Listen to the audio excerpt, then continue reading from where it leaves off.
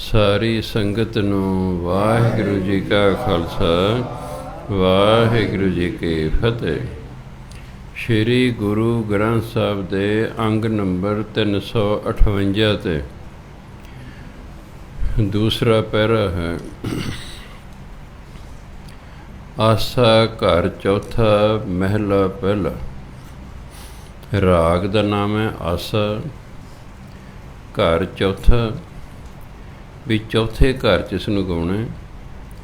ਮਹਿਲਾ ਪਹਿਲਾ ਪਹਿਲੇ ਗੁਰੂ ਮਹਾਰਾਜ ਦੀ ਬਾਣੀ ਹੈ। ਇੱਕ ਓਂਕਾਰ ਸਤਿਗੁਰ ਪ੍ਰਸਾਦ। ਜਦੋਂ ਵੀ ਕਿਤੇ ਬਾਣੀ ਬਦਲਦੀ ਹੈ ਉੱਥੇ ਇੱਕ ਓਂਕਾਰ ਸਤਿਗੁਰ ਪ੍ਰਸਾਦ ਲਿਖਿਆ ਹੈ।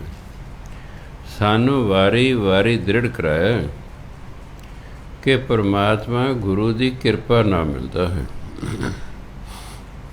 ਨਿਰਾ ਅੰਮ੍ਰਿਤਧਾਰੀ ਹੋਣ ਦਾ ਮਾਣ ਨਹੀਂ ਕਰਨਾ ਵੀ ਮੈਨੂੰ ਜੀ ਪਰਮਾਤਮਾ ਮਿਲ ਜਾਏਗਾ। ਪਰਮਾਤਮਾ ਤਾਂ ਮਿਲਦਾ ਜੇ ਗੁਰੂ ਮਹਾਰਾਜ ਕਿਰਪਾ ਕਰਨ। ਨਿਮਰਤਾ ਸਹਿਤ ਗੁਰੂ ਮਹਾਰਾਜ ਦੇ ਆਖੇ ਲੱਗਣਾ। ਦੇਵਤਿਆਂ ਦਰਸ਼ਨ ਕੈ ਤਾਈ, ਦੂਖ ਭੂਖ ਤੀਰਥ ਕੀਏ। ਦੇਵਤਿਆਂ ਨੇ ਪਰਮਾਤਮਾ ਦੇ ਦਰਸ਼ਨ ਕਰਨ ਲਈ ਦੁੱਖ ਸਹੇ, ਭੁੱਖ ਸਹੀ ਅਤੇ ਕਈ ਤੀਰਥਾਂ 'ਤੇ ਗਏ।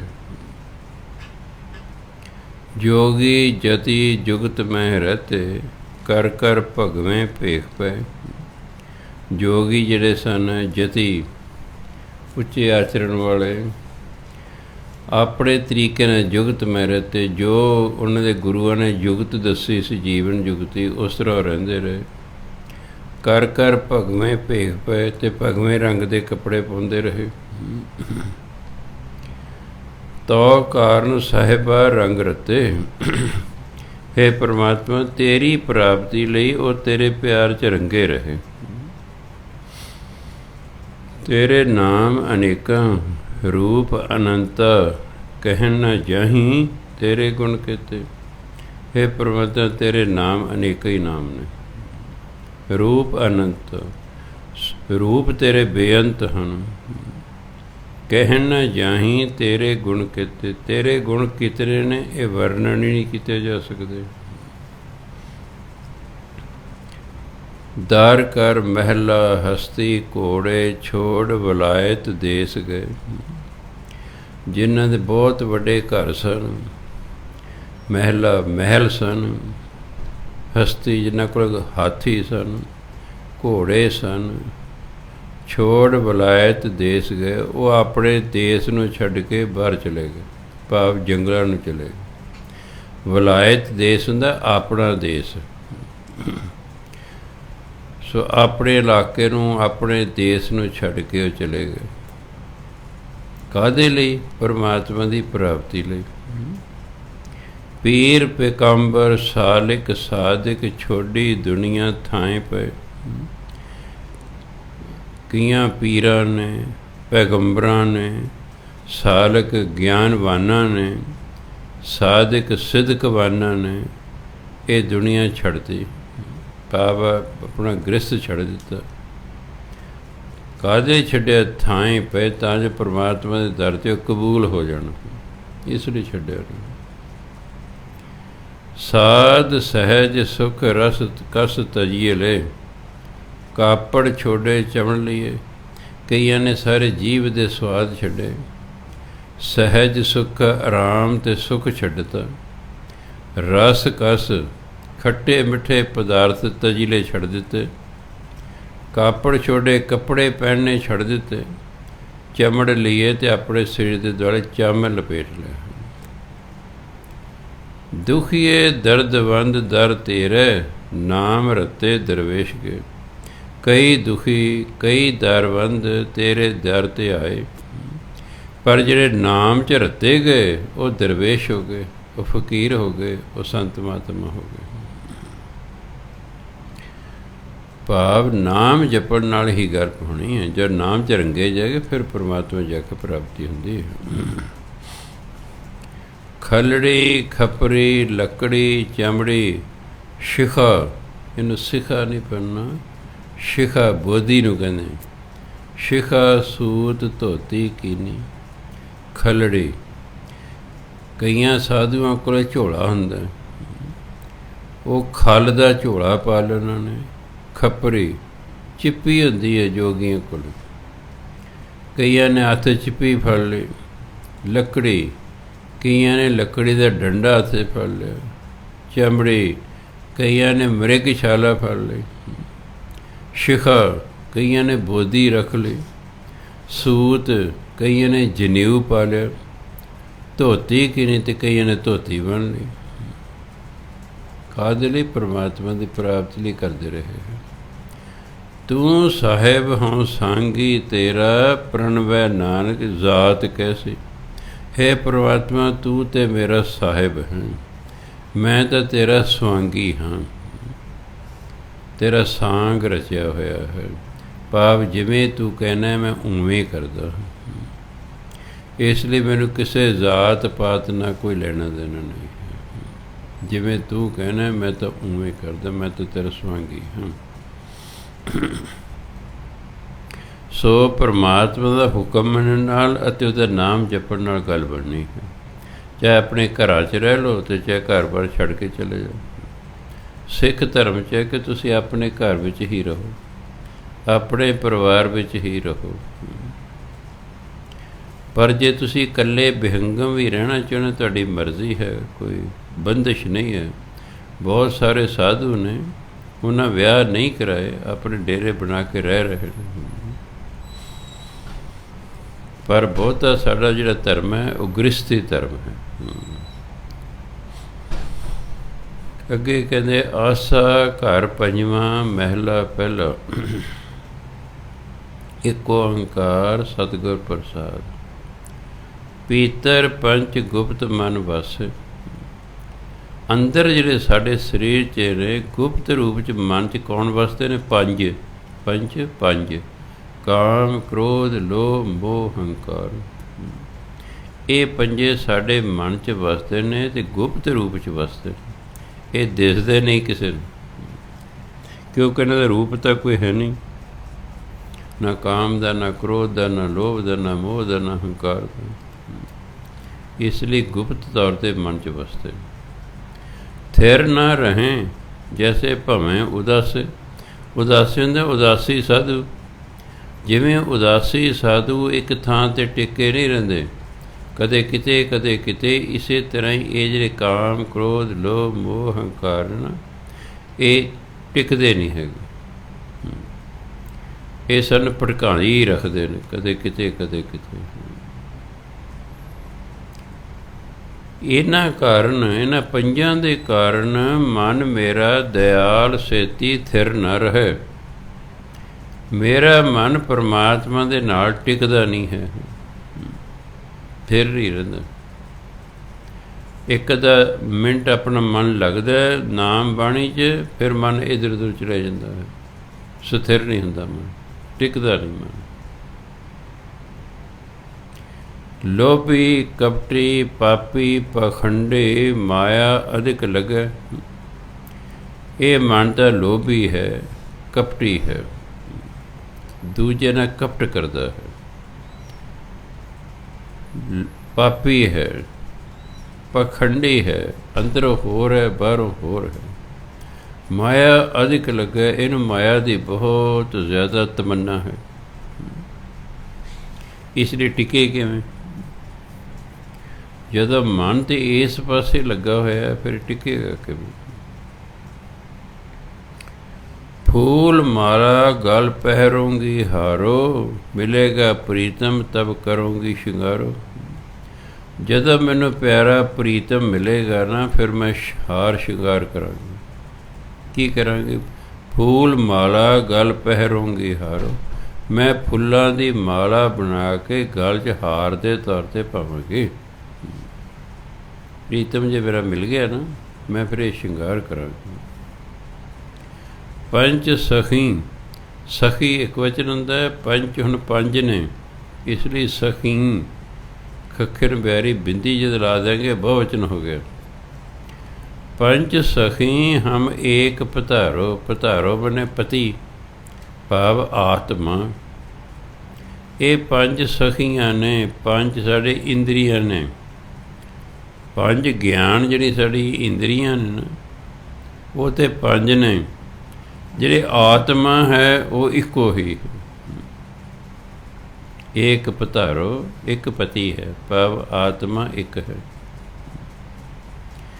ਪੇੜ ਲੱਗੀ ਹੈ ਜਿਹੜਾ ਚਾਲਣ ਹਾਰੋ। ਪੇੜ ਲੱਗੀ ਦਾ ਮਤਲਬ ਇਹ ਸ਼ੁਰੂ ਤੋਂ ਰੀਤ ਹੈ ਕਿ ਇਸ ਜਿੰਦ ਨੇ ਇਸ ਸੰਸਾਰ ਤੋਂ ਚਲੇ ਜਾਣਾ। ਜਿੰਦ ਨੇ ਸਦਾ ਨਹੀਂ ਰਹਿਣਾ। ਸਰੀਰ ਤਾਂ ਰਹਿ ਜਾਂਦਾ, ਉਹ ਤਾਂ ਆਪਾਂ ਸਾੜ ਦਿੰਦੇ ਹਾਂ, ਕਿਤੇ ਰੋੜਤਾ, ਕਿਤੇ ਕੁਛ ਕਰਤਾ। ਜਿੰਦ ਵਿੱਚੋਂ ਨਿਕਲ ਕੇ ਜਾਂਦੀ ਹੈ। ਤੇ ਇਹ ਤਾਂ ਰੀਤ ਹੈ ਸ਼ੁਰੂ ਤੋਂ ਹੀ ਕਿ ਇਸ ਜਿੰਦ ਨੇ ਤੇ ਸੰਸਾਰ ਤੋਂ ਜਾਣਾ ਹੀ ਜਾਣਾ ਹੈ। ਜਦੋਂ ਫਿਰ ਜਿੰਦ ਜਾਂਦੀ ਹੈ, ਪੰਜ ਸਖੀ ਮਿਲ ਰੁਦਨ ਕਰਿਆ। ਇਹ ਪੰਜੇ ਸਖੀਆਂ, ਪੰਜੇ ਸਾਡੀਆਂ ਇੰਦਰੀਆਂ, ਇਹ ਰਲ ਕੇ ਰੋਂਦੀਆਂ ਨੇ। ਹੁਣ ਰੁਦਨ ਕਰਿਆ, ਰੋਂਦੀਆਂ ਨੇ ਵੀ ਉਹਨਾਂ ਕਾਰਨ ਹੀ ਉਹਦੇ ਕਾਰਨ ਜਿਹੜਾ ਜੀਵ ਸੀ ਅੰਦਰ, ਜੀਵ ਆਤਮਾ, ਉਹਦੇ ਕਾਰਨ ਹੀ ਅਸੀਂ ਜਿਉਂਦੀਆਂ ਸੀ। ਹੁਣ ਉਹੀ ਨਹੀਂ ਰਿਹਾ ਤੇ ਫਿਰ ਡੈਡ ਬੋਡੀ ਹੋ ਗਈ, ਇਸ ਲਈ ਰੁਦਨ ਕਰਦੀ। ਸ਼ਾਹ ਪਜੂਤਾ ਪ੍ਰਣਵਤ ਨਾਨਕ ਲੇਖਾ ਦੇਹ। ਸ਼ਾਹ ਤੋਂ ਭਾਵੇਂ ਤੇ ਸਾਡੀ ਆਤਮਾ, ਪਜੂਤਾ ਹੁੰਦਾ ਪਕੜਿਆ ਜਾਣਾ। ਆਤਮਾ ਜਮਾ ਰਾਹੀਂ ਪਕੜੀ ਜਾਂਦੀ ਹੈ, ਫਿਰ ਉਹਨੂੰ ਹਿਸਾਬ ਕਿਤਾਬ ਦੇਣਾ ਪੈਂਦਾ। ਫਿਰ ਧਰਮਰਾਜ 'ਤੇ ਜਾਂਦੀ ਹੈ, ਫਿਰ ਹਿਸਾਬ ਕਿਤਾਬ ਦਿੰਦੀ, ਕਿਉਂਕਿ ਸਾਡੇ ਸਰੀਰ ਦੇ ਵਿੱਚੋਂ ਆਤਮਾ ਨਿਕਲਦੀ ਹੈ। ਉਹ ਜਦ ਦੂਜੇ ਸਰੀਰ 'ਚ ਪ੍ਰਵੇਸ਼ ਕਰਦੀ ਹੈ, ਫਿਰ ਅਸੀਂ ਉਸ ਸਰੀਰ 'ਚ ਪ੍ਰਵੇਸ਼ ਕਰ ਜਾਂਦੇ ਹਾਂ। ਅਸੀਂ ਨਹੀਂ ਮਰਦੇ, ਸਾਡਾ ਸਰੀਰ ਮਰਦਾ। ਅਸੀਂ ਤਾਂ ਹਮੇਸ਼ਾ ਹੀ ਹਾਂ, ਅਸੀਂ ਨਹੀਂ ਮਰਦੇ, ਅਸੀਂ ਸਰੀਰ ਵਿੱਚੋਂ ਨਿਕਲ ਜਾਂਦੇ। ਬਸ ਜਦੋਂ ਸਰੀਰ 'ਚ ਨਿਕਲ ਗਏ ਕਹਿੰਦੇ ਹਾਂਜੀ ਡੈਡ ਹੋ ਗਈ ਬੋਡੀ, ਡੈਡ ਬੋਡੀ। ਇਹ ਆਤਮਾ ਹਮੇਸ਼ਾ ਰਹਿੰਦੀ ਹੈ, ਮਰਦੀ ਨਹੀਂ ਹੈ। ਇਹੀ ਫਿਰ ਅੱਗੇ ਆ ਕੇ ਕਰਮ ਕਰਦੀ ਹੈ, ਫਿਰ ਇਹਨੂੰ ਹੀ ਹਿਸਾਬ ਕਿਤਾਬ ਦੇਣਾ ਪੈਂਦਾ ਹੈ। ਬਾਕੀ ਸਰੀਰ 'ਤੇ ਇੱਥੇ ਰਹਿ ਜਾਂਦਾ ਹੈ। ਸਰੀਰ ਤੇ ਆਤਮਾ ਜਾਂ ਮਨ ਦੇ ਆਖੇ ਲੱਗਦਾ ਹੈ। ਸਰੀਰ ਆਪ ਕੁਛ ਨਹੀਂ ਕਰਦਾ। ਧਰਮ ਕਹਿੰਦਾ ਸਰੀਰ ਤੇ ਜੜ ਹੈ, ਬੇਜਾਨ ਹੈ। ਸਰੀਰ ਤਾਂ ਬੇਜੜ ਹੈ। ਜਿੰਨਾ ਚਿਰ ਇਹਦੇ ਅੰਦਰ ਆਤਮਾ ਹੈ ਉਹਨਾਂ ਚਿਰ ਇਹ ਚੱਲਦਾ ਫਿਰਦਾ ਹੈ। ਜਦੋਂ ਆਤਮਾ ਵਿੱਚੋਂ ਨਿਕਲ ਜਾਏਗੀ, ਇਹ ਡੈਡ ਬੋਡੀ ਹੋ ਜਾਏਗੀ। ਇਹ ਪਹਿਲਾਂ ਵੀ ਡੈਡ ਬੋਡੀ ਹੋਈ ਸੀ, ਆਤਮਾ ਵਿੱਚ ਹੋਣ ਕਰਕੇ ਚੱਲਦਾ ਫਿਰਦਾ ਹੈ ਬਸ। ਇਸ ਲਈ ਆਤਮਾ ਦੇ ਵਿੱਚ ਮਨ ਹੁੰਦਾ ਹੈ। ਸਾਡੇ ਸਰੀਰ ਤਿੰਨ ਚੀਜ਼ਾਂ ਦੀ, ਇੱਕ ਇਹ ਸਰੀਰ, ਇੱਕ ਇਹਦੇ ਵਿੱਚ ਆਤਮਾ, ਇੱਕ ਇਹਦੇ ਵਿੱਚ ਮਨ, ਜਿਹਨੂੰ ਕਹਿੰਦੇ ਨੇ ਸੂਖਸ਼ਮ ਸਰੀਰ। ਜਦੋਂ ਬੰਦੇ ਦੀ ਡੈਥ ਹੁੰਦੀ ਹੈ ਤਾਂ ਇਹਦੇ ਵਿੱਚ ਇੱਕ ਸੂਖਸ਼ਮ ਸਰੀਰ ਨਿਕਲਦਾ ਹੈ। ਹੂ ਬਹੂ ਇਹੋ ਜਿਹੇ ਸਰੀਰ ਜਿਹੋ ਜਿਹਾ ਦਿਸ ਰਿਹਾ ਹੈ, ਇਹੋ ਜਿਹਾ ਸਰੀਰ ਵਿੱਚੋਂ ਨਿਕਲਦਾ ਹੈ। ਉਹਦੇ ਵਿੱਚ ਇੱਕ ਆਤਮਾ ਹੁੰਦੀ ਹੈ, ਇੱਕ ਮਨ ਹੁੰਦਾ। ਮਨ ਦੇ ਵਿੱਚ ਜਿੰਨੇ ਵੀ ਅਸੀਂ ਹੁਣ ਤੱਕ ਕਰਮ ਕੀਤੇ ਉਹਨ ਸਾਰੇ ਜਮ੍ਹਾਂ ਹੁੰਦੇ ਉਹਦੇ ਵਿੱਚ। ਫਿਰ ਜਦੋਂ ਆਤਮਾ ਮਨ ਰਲ ਕੇ ਸੂਖਸ਼ਮ ਸਰੀਰ ਬਣਦਾ, ਜਦੋਂ ਸੂਖਸ਼ਮ ਸਰੀਰ ਧਰਮਰਾਜ ਦੇ ਪੇਸ਼ ਹੁੰਦਾ ਹੈ। ਜਿਵੇਂ ਸਥੂਲ ਸਰੀਰ ਨੂੰ ਗਰਮੀ, ਸਰਦੀ, ਦੁੱਖ, ਸੁੱਖ, ਭੁੱਖ, ਪਿਆਸ ਲੱਗਦੀ ਹੈ, ਇਸੇ ਤਰ੍ਹਾਂ ਵਿੱਚ ਜਿਹੜਾ ਸੂਖਸ਼ਮ ਸਰੀਰ ਵਿੱਚੋਂ ਨਿਕਲਦਾ ਹੈ ਉਹਨੂੰ ਵੀ ਗਰਮੀ, ਸਰਦੀ, ਦੁੱਖ, ਭੁੱਖ, ਸੁੱਖ ਸਭ ਲੱਗਦਾ ਹੈ। ਉਹਦਾ ਕਰਮ ਵੇਖ ਕੇ ਫਿਰ ਉੱਥੇ ਸਜ਼ਾ ਦਿੱਤੀ ਜਾਂਦੀ ਹੈ ਜਾਂ ਇਨਾਮ ਦਿੱਤਾ ਜਾਂਦਾ ਹੈ। ਜਿਹੋ ਜਿਹੇ ਕਰਮ ਕੀਤੇ ਉਹਦੇ ਅਨੁਸਾਰ ਉੱਥੇ ਸਜ਼ਾ ਵੀ ਦਿੱਤੀ ਜਾਂਦੀ ਹੈ। ਚੰਗੇ ਕੰਮ ਕੀਤੇ ਉਹਨਾਂ ਦੀ ਸ਼ਾਬਾਸ਼ ਦਿੱਤੀ ਜਾਂਦੀ ਹੈ। ਫਿਰ ਉਹਨਾਂ ਕਰਮਾਂ ਨੂੰ ਜਿਹੜੇ ਅਸੀਂ ਇਸ ਜਨਮ 'ਚ ਕਰ ਲਏ ਹਨ, ਇਹਨਾਂ ਕਰਮਾਂ ਨੂੰ ਵੇਖ ਕੇ ਅਗਲਾ ਜੀਵਨ ਸਾਨੂੰ ਦਿੱਤਾ ਜਾਂਦਾ ਹੈ। ਉਹੀ ਮਨ, ਉਹੀ ਆਤਮਾ ਕਿਸੇ ਹੋਰ ਸਰੀਰ ਦੇ ਵਿੱਚ ਪ੍ਰਵੇਸ਼ ਕਰ ਜਾਂਦੀ ਹੈ। ਅਸੀਂ ਕਿਸੇ ਹੋਰ ਸਰੀਰ 'ਚ ਪ੍ਰਵੇਸ਼ ਕਰਦੇ, ਸਰੀਰ ਹੋਰ ਧਾਰਨ ਕਰ ਲਿਆ। ਹੁਣ ਉਹ ਜਿਹੜੇ ਸੀ ਕਰਮ ਕੀਤੇ ਸਨ, ਉਹ ਕਰਮਾਂ ਦੇ ਅਨੁਸਾਰ ਪਰਮਾਤਮਾ ਨੇ ਸਾਡੀ ਬਣਾਤੀ ਕਿਸਮਤ ਕਿ ਲਓ ਭਾਈ ਤੁਸੀਂ ਆਹ ਦੁੱਖ ਸੁੱਖ ਖੁਸ਼ੀ ਗਮੀ ਅਮੀਰੀ ਗਰੀਬੀ ਤੁਸੀਂ ਆਪਣੇ ਕਰਮਾਂ ਕਾਰਨ ਭੋਗੋਗੇ। ਇਸ ਲਈ ਸਵਾਮੀ ਤੁਲਸੀਦਾਸ ਕਹਿੰਦੇ ਭੋਗੇ ਬਿਨ ਭਾਗੈ ਨਹੀਂ ਕਰਮ ਗਤੀ ਬਲਵਾਨ। ਜਿਹੜੇ ਅਸੀਂ ਕਰਮ ਕੀਤੇ ਨੇ ਇਹ ਭੋਗੇ ਬਿਨਾਂ ਇਹਨਾਂ ਖੜਾ ਨਹੀਂ ਛੁੱਟਦਾ ਹੈ। ਰੀ ਰੀ ਕਰੀ ਜੋ, ਚੀ ਚੀ ਫੀ ਫੀ ਕਰੀ ਜੋ, ਹੁਣ ਜੋ ਕਰਮ ਕੀਤੇ ਉਹਦੇ ਭੋਗਣੇ ਪੈਣੇ ਨੇ, ਉਹਦੇ ਭੋਗਣੇ। ਮਨੁੱਖ ਨੂੰ ਨਾ ਪਤਾ ਹੋਣ ਕਰਕੇ ਦੂਜਿਆਂ 'ਤੇ ਦੋਸ਼ ਦਿੰਦਾ ਰਹਿੰਦਾ ਹੈ ਵੀ ਇਹ ਮੈਨੂੰ ਦੁਖੀ ਕਰਦਾ ਜੀ, ਇਹਦੇ ਕਾਰਨ ਮੈਂ ਤੰਗ ਹਾਂ। ਐਕਚੁਅਲੀ ਸਾਡਾ ਹਿਸਾਬ ਕਿਤਾਬ ਹੋ ਰਿਹਾ ਹੁੰਦਾ, ਹੋਰ ਕੁਛ ਨਹੀਂ। ਜਿਹਨੂੰ ਅਸੀਂ ਪਿਛਲੇ ਜਨਮ ਦੁੱਖ ਦਿੱਤਾ ਹੁਣ ਉਹ ਸਾਨੂੰ ਦੁੱਖ ਦੇ ਰਿਹਾ ਹੈ, ਜਿਹਨੂੰ ਸੁੱਖ ਦਿੱਤਾ ਉਹ ਸਾਨੂੰ ਹੁਣ ਸੁੱਖ ਦੇ ਰਿਹਾ ਹੈ। ਇਸ ਲਈ ਅਸੀਂ ਆਪਣੇ ਹੀ ਕਰਮ ਭੋਗਦੇ ਰਹਿੰਦੇ ਹਾਂ, ਨਵੇਂ ਕਰਮ ਕਰਦੇ ਰਹਿੰਦੇ ਹਾਂ। ਬਾਕੀ ਜਿੰਨੀਆਂ ਵੀ ਜੂਨੀਆਂ ਨਾ ਉਹ ਸਾਰੀਆਂ ਭੋਗ ਜੂਨੀਆਂ ਹਨ, ਉਹ ਕਰਮ ਨਹੀਂ ਕੋਈ ਕਰਦੀਆਂ, ਨਾ ਉਹਨਾਂ ਦਾ ਕਰਮ ਕਿਸੇ ਲੇਖੇ ਵਿੱਚ ਹੈ। ਸਾਨੂੰ ਕਿ ਪਰਮਾਤਮਾ ਨੇ ਅਕਲ ਦਿੱਤੀ ਹੈ, ਇਸ ਲਈ ਅਸੀਂ ਜਿਹੜੇ ਕਰਮ ਕਰਦੇ ਹਾਂ, ਪਰਮਾਤਮਾ ਕਹਿੰਦੇ ਮੈਂ ਤੈਨੂੰ ਅਕਲ ਦਿੱਤੀ ਹੈ, ਇਸ ਲਈ ਤੁਹਾਨੂੰ ਪਤਾ ਹੋਣਾ ਚਾਹੀਦਾ ਕਿ ਜਿਹੜਾ ਤੁਸੀਂ ਕਰਮ ਕਰ ਰਹੇ ਹੋ ਠੀਕ ਹੈ ਕਿ ਗਲਤ ਹੈ। ਤੁਹਾਨੂੰ ਪਤਾ ਹੈ ਇਹ ਗਲਤ ਹੈ, ਤੁਸੀਂ ਫਿਰ ਵੀ ਕਰਦੇ ਹੋ, ਤੁਸੀਂ ਜਾਣ ਬੁੱਝ ਕੇ ਗਲਤੀ ਕੀਤੀ। ਸਾਡੇ ਕਰਮ ਹੀ ਸਾਡੇ ਦੁੱਖ ਸੁੱਖ ਦਾ ਕਾਰਨ ਬਣਦੇ ਹਨ, ਸਾਡੇ ਕਰਮ ਹੀ ਸਾਡੀ ਕਿਸਮਤ ਬਣਦੇ ਹਨ, ਅਤੇ ਉਹ ਕਰਮ ਫਿਰ ਭੋਗਣੇ ਪੈਂਦੇ ਨੇ। ਇਸ ਲਈ ਕਹਿੰਦੇ ਸ਼ਾਹ ਪਜੂਤਾ ਜਦੋਂ ਆਤਮਾ ਫੜੀ ਜਾਂਦੀ ਹੈ, ਭਾਵ ਜਮ ਇਸ ਨੂੰ ਫੜ ਲੈਂਦੇ ਹਨ। ਪ੍ਰਣਵਤ ਨਾਨਕ ਗੁਰੂ ਮਹਾਰਾਜ ਕਹਿੰਦੇ ਲੇਖਾ ਦੇਹਾ, ਫਿਰ ਇਸ ਨੂੰ ਕਰਮਾਂ ਦਾ ਲੇਖਾ ਦੇਣਾ ਪੈਂਦਾ ਹੈ ਵੀ ਆ ਜਾ ਵੀ ਸੱਜਣਾ ਆਹ ਕੀਤਾ ਤੂੰ ਆਹ ਨਹੀਂ ਕੀਤਾ। ਗੁਰਬਾਣੀ ਬਹਿ ਲੇਖਾ ਕਰ ਸਮਝਾਇਆ, ਉਹਨੂੰ ਸਮਝਾਉਂਦੇ ਨੇ ਤੂੰ ਆਹ ਕੀਤਾ। ਜੇ ਨਾ ਮੰਨੇ ਤਾਂ ਉਹ ਫਿਰ ਸੁੱਚ ਦੱਬਦੇ ਨੇ। ਮੇਰਾ ਸਾਰਾ ਜੀਵਨ ਉੱਥੇ ਆਉਣਾ ਸ਼ੁਰੂ ਹੋ ਜਾਂਦਾ ਵੀ ਤੂੰ ਆਹ ਚੰਗਾ ਕੀਤਾ ਆਹ ਮੰਦਾ ਕੀਤਾ। ਫਿਰ ਬੰਦਾ ਸਾਹਮਣੇ ਫਿਲਮ ਆ ਰਹੀ ਮੁੱਕਰ ਨਹੀਂ ਸਕਦਾ, ਜਾਏਗਾ ਤਾਂ ਜਾਏ ਕਿੱਥੇ। ਇਸ ਲਈ ਅਸੀਂ ਉੱਥੇ ਮੁੱਕਰ ਵੀ ਨਹੀਂ ਸਕਦੇ। ਸੋ ਬਾਣੀ ਵਾਰੀ ਵਾਰੀ ਕਹਿੰਦੇ ਭਾਈ ਤੂੰ ਕਰਮ ਕੀਤੇ ਹੁਣ ਭੋਗ, ਭੋਗੇ ਬਿਨ ਭਾਗੇ ਨੇ, ਭੋਗੇ ਤੋਂ ਬਿਨਾਂ ਛੁਟਕਾਰਾ ਨਹੀਂ ਹੋਣਾ। ਇੱਕ ਓਂਕਾਰ ਸਤਿਗੁਰ ਪ੍ਰਸਾਦ। ਆਸਾ ਘਰ ਛੇਵਾਂ ਮਹਿਲਾ ਪਹਿਲਾ।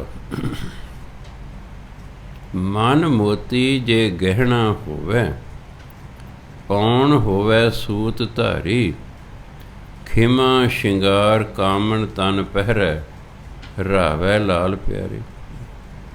ਮਨ ਮੋਤੀ ਜੇ ਗਹਿਣਾ ਹੋਵੇ, ਜੇ ਮਨ ਮੋਤੀਆਂ ਦਾ ਗਹਿਣਾ ਹੋਵੇ, ਪਾਉਣ ਜਿਹੜਾ ਸਵਾਸ ਹੈ ਹੋਵੇ ਸੂਤ ਧਾਰੀ, ਧਾਗਾ ਹੋਵੇ, ਕਿਉਂਕਿ ਮੋਤੀਆਂ ਨੂੰ ਪਰੋਣਾ ਵੀ ਤਾਂ ਹੈ ਨਾ। ਮਨ ਜੇ ਮੋਤੀਆਂ ਦਾ ਗਹਿਣਾ ਹੋਵੇ ਅਤੇ ਜਿਹੜਾ ਸਾਡੇ ਸਵਾਸ ਹੈ ਇਹ ਧਾਗਾ ਹੋਵੇ। ਖਿਮਾ ਸ਼ਿੰਗਾਰ ਕਾਮਣ ਤਨ ਪਹਿਰੈ। ਖਿਮਾ ਹੁੰਦਾ ਦੂਜੇ ਦੀ ਵਧੀਕੀ ਨੂੰ ਸਹਿਨ ਕਰਨ ਦੀ ਸ਼ਕਤੀ। ਕਿਸੇ ਨੇ ਅਵਾ ਤਵਾ ਬੋਲਤਾ ਹੈ, ਅੱਗੋਂ ਨੂੰ ਸਹਿਨ ਕਰਨਾ ਹੈ, ਚੁੱਪ ਰਹਿਣਾ। ਖਾਸ ਕਰਕੇ ਜਿਹਨੇ ਸੰਤ ਮਹਾਤਮਾ ਬਣਨਾ ਹੁੰਦਾ ਉਹਨੂੰ ਜੋ ਮਰਜ਼ੀ ਕਹੀ ਜੇ ਕੋਈ ਕੁਛ ਨਹੀਂ ਕਹਿੰਦਾ, ਉਹ ਆਪਣੇ ਚੁੱਪ ਰਹਿੰਦਾ, ਆਪਣੇ ਆਨੰਦ 'ਚ ਰਹਿੰਦਾ। ਉਹਦੇ ਜਿਹੜਾ ਕ੍ਰਿਟਿਸਿਜ਼ਮ ਹੈ ਉਹਦਾ ਜਵਾਬ ਨਹੀਂ ਉਹ ਦਿੰਦਾ ਹੈ।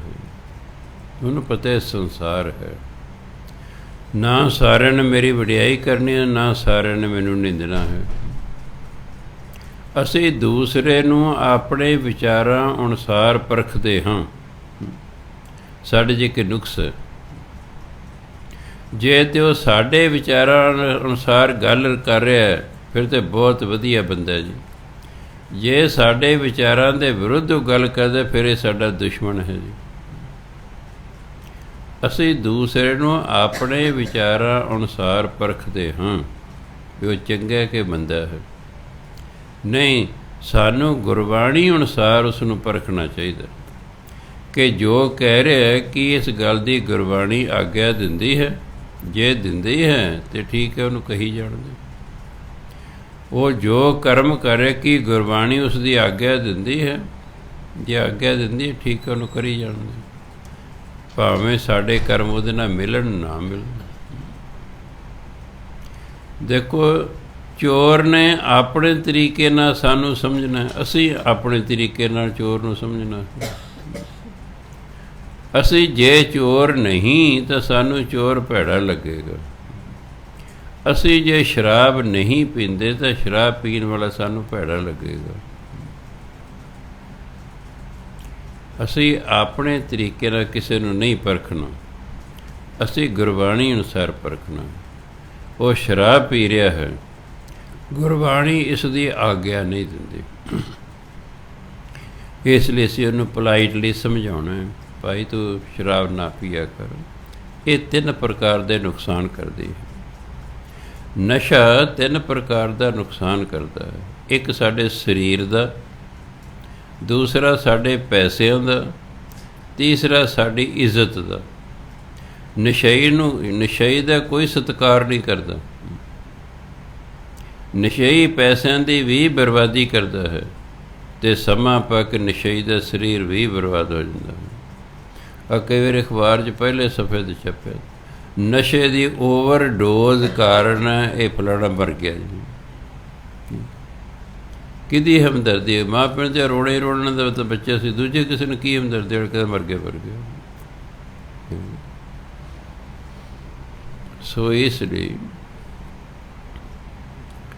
ਸਹੀ ਕਰਮ ਕਰਨੇ ਚਾਹੀਦੇ ਨੇ। ਜਿੰਨੇ ਤਰ੍ਹਾਂ ਉਹ 'ਚ ਸਾਰਿਆਂ ਨੇ ਸਹੀ ਕਰਮ ਕਰਨੇ ਚਾਹੀਦੇ। ਸਹੀ ਕਰਮ ਹੀ ਸੁਖੀ ਜੀਵਨ ਹੁੰਦਾ ਹੈ। ਅੱਜ ਦੁੱਖ ਹੀ ਦੁੱਖ ਸਾਰੇ ਪਾਸੇ ਫੈਲ ਗਿਆ ਹੈ।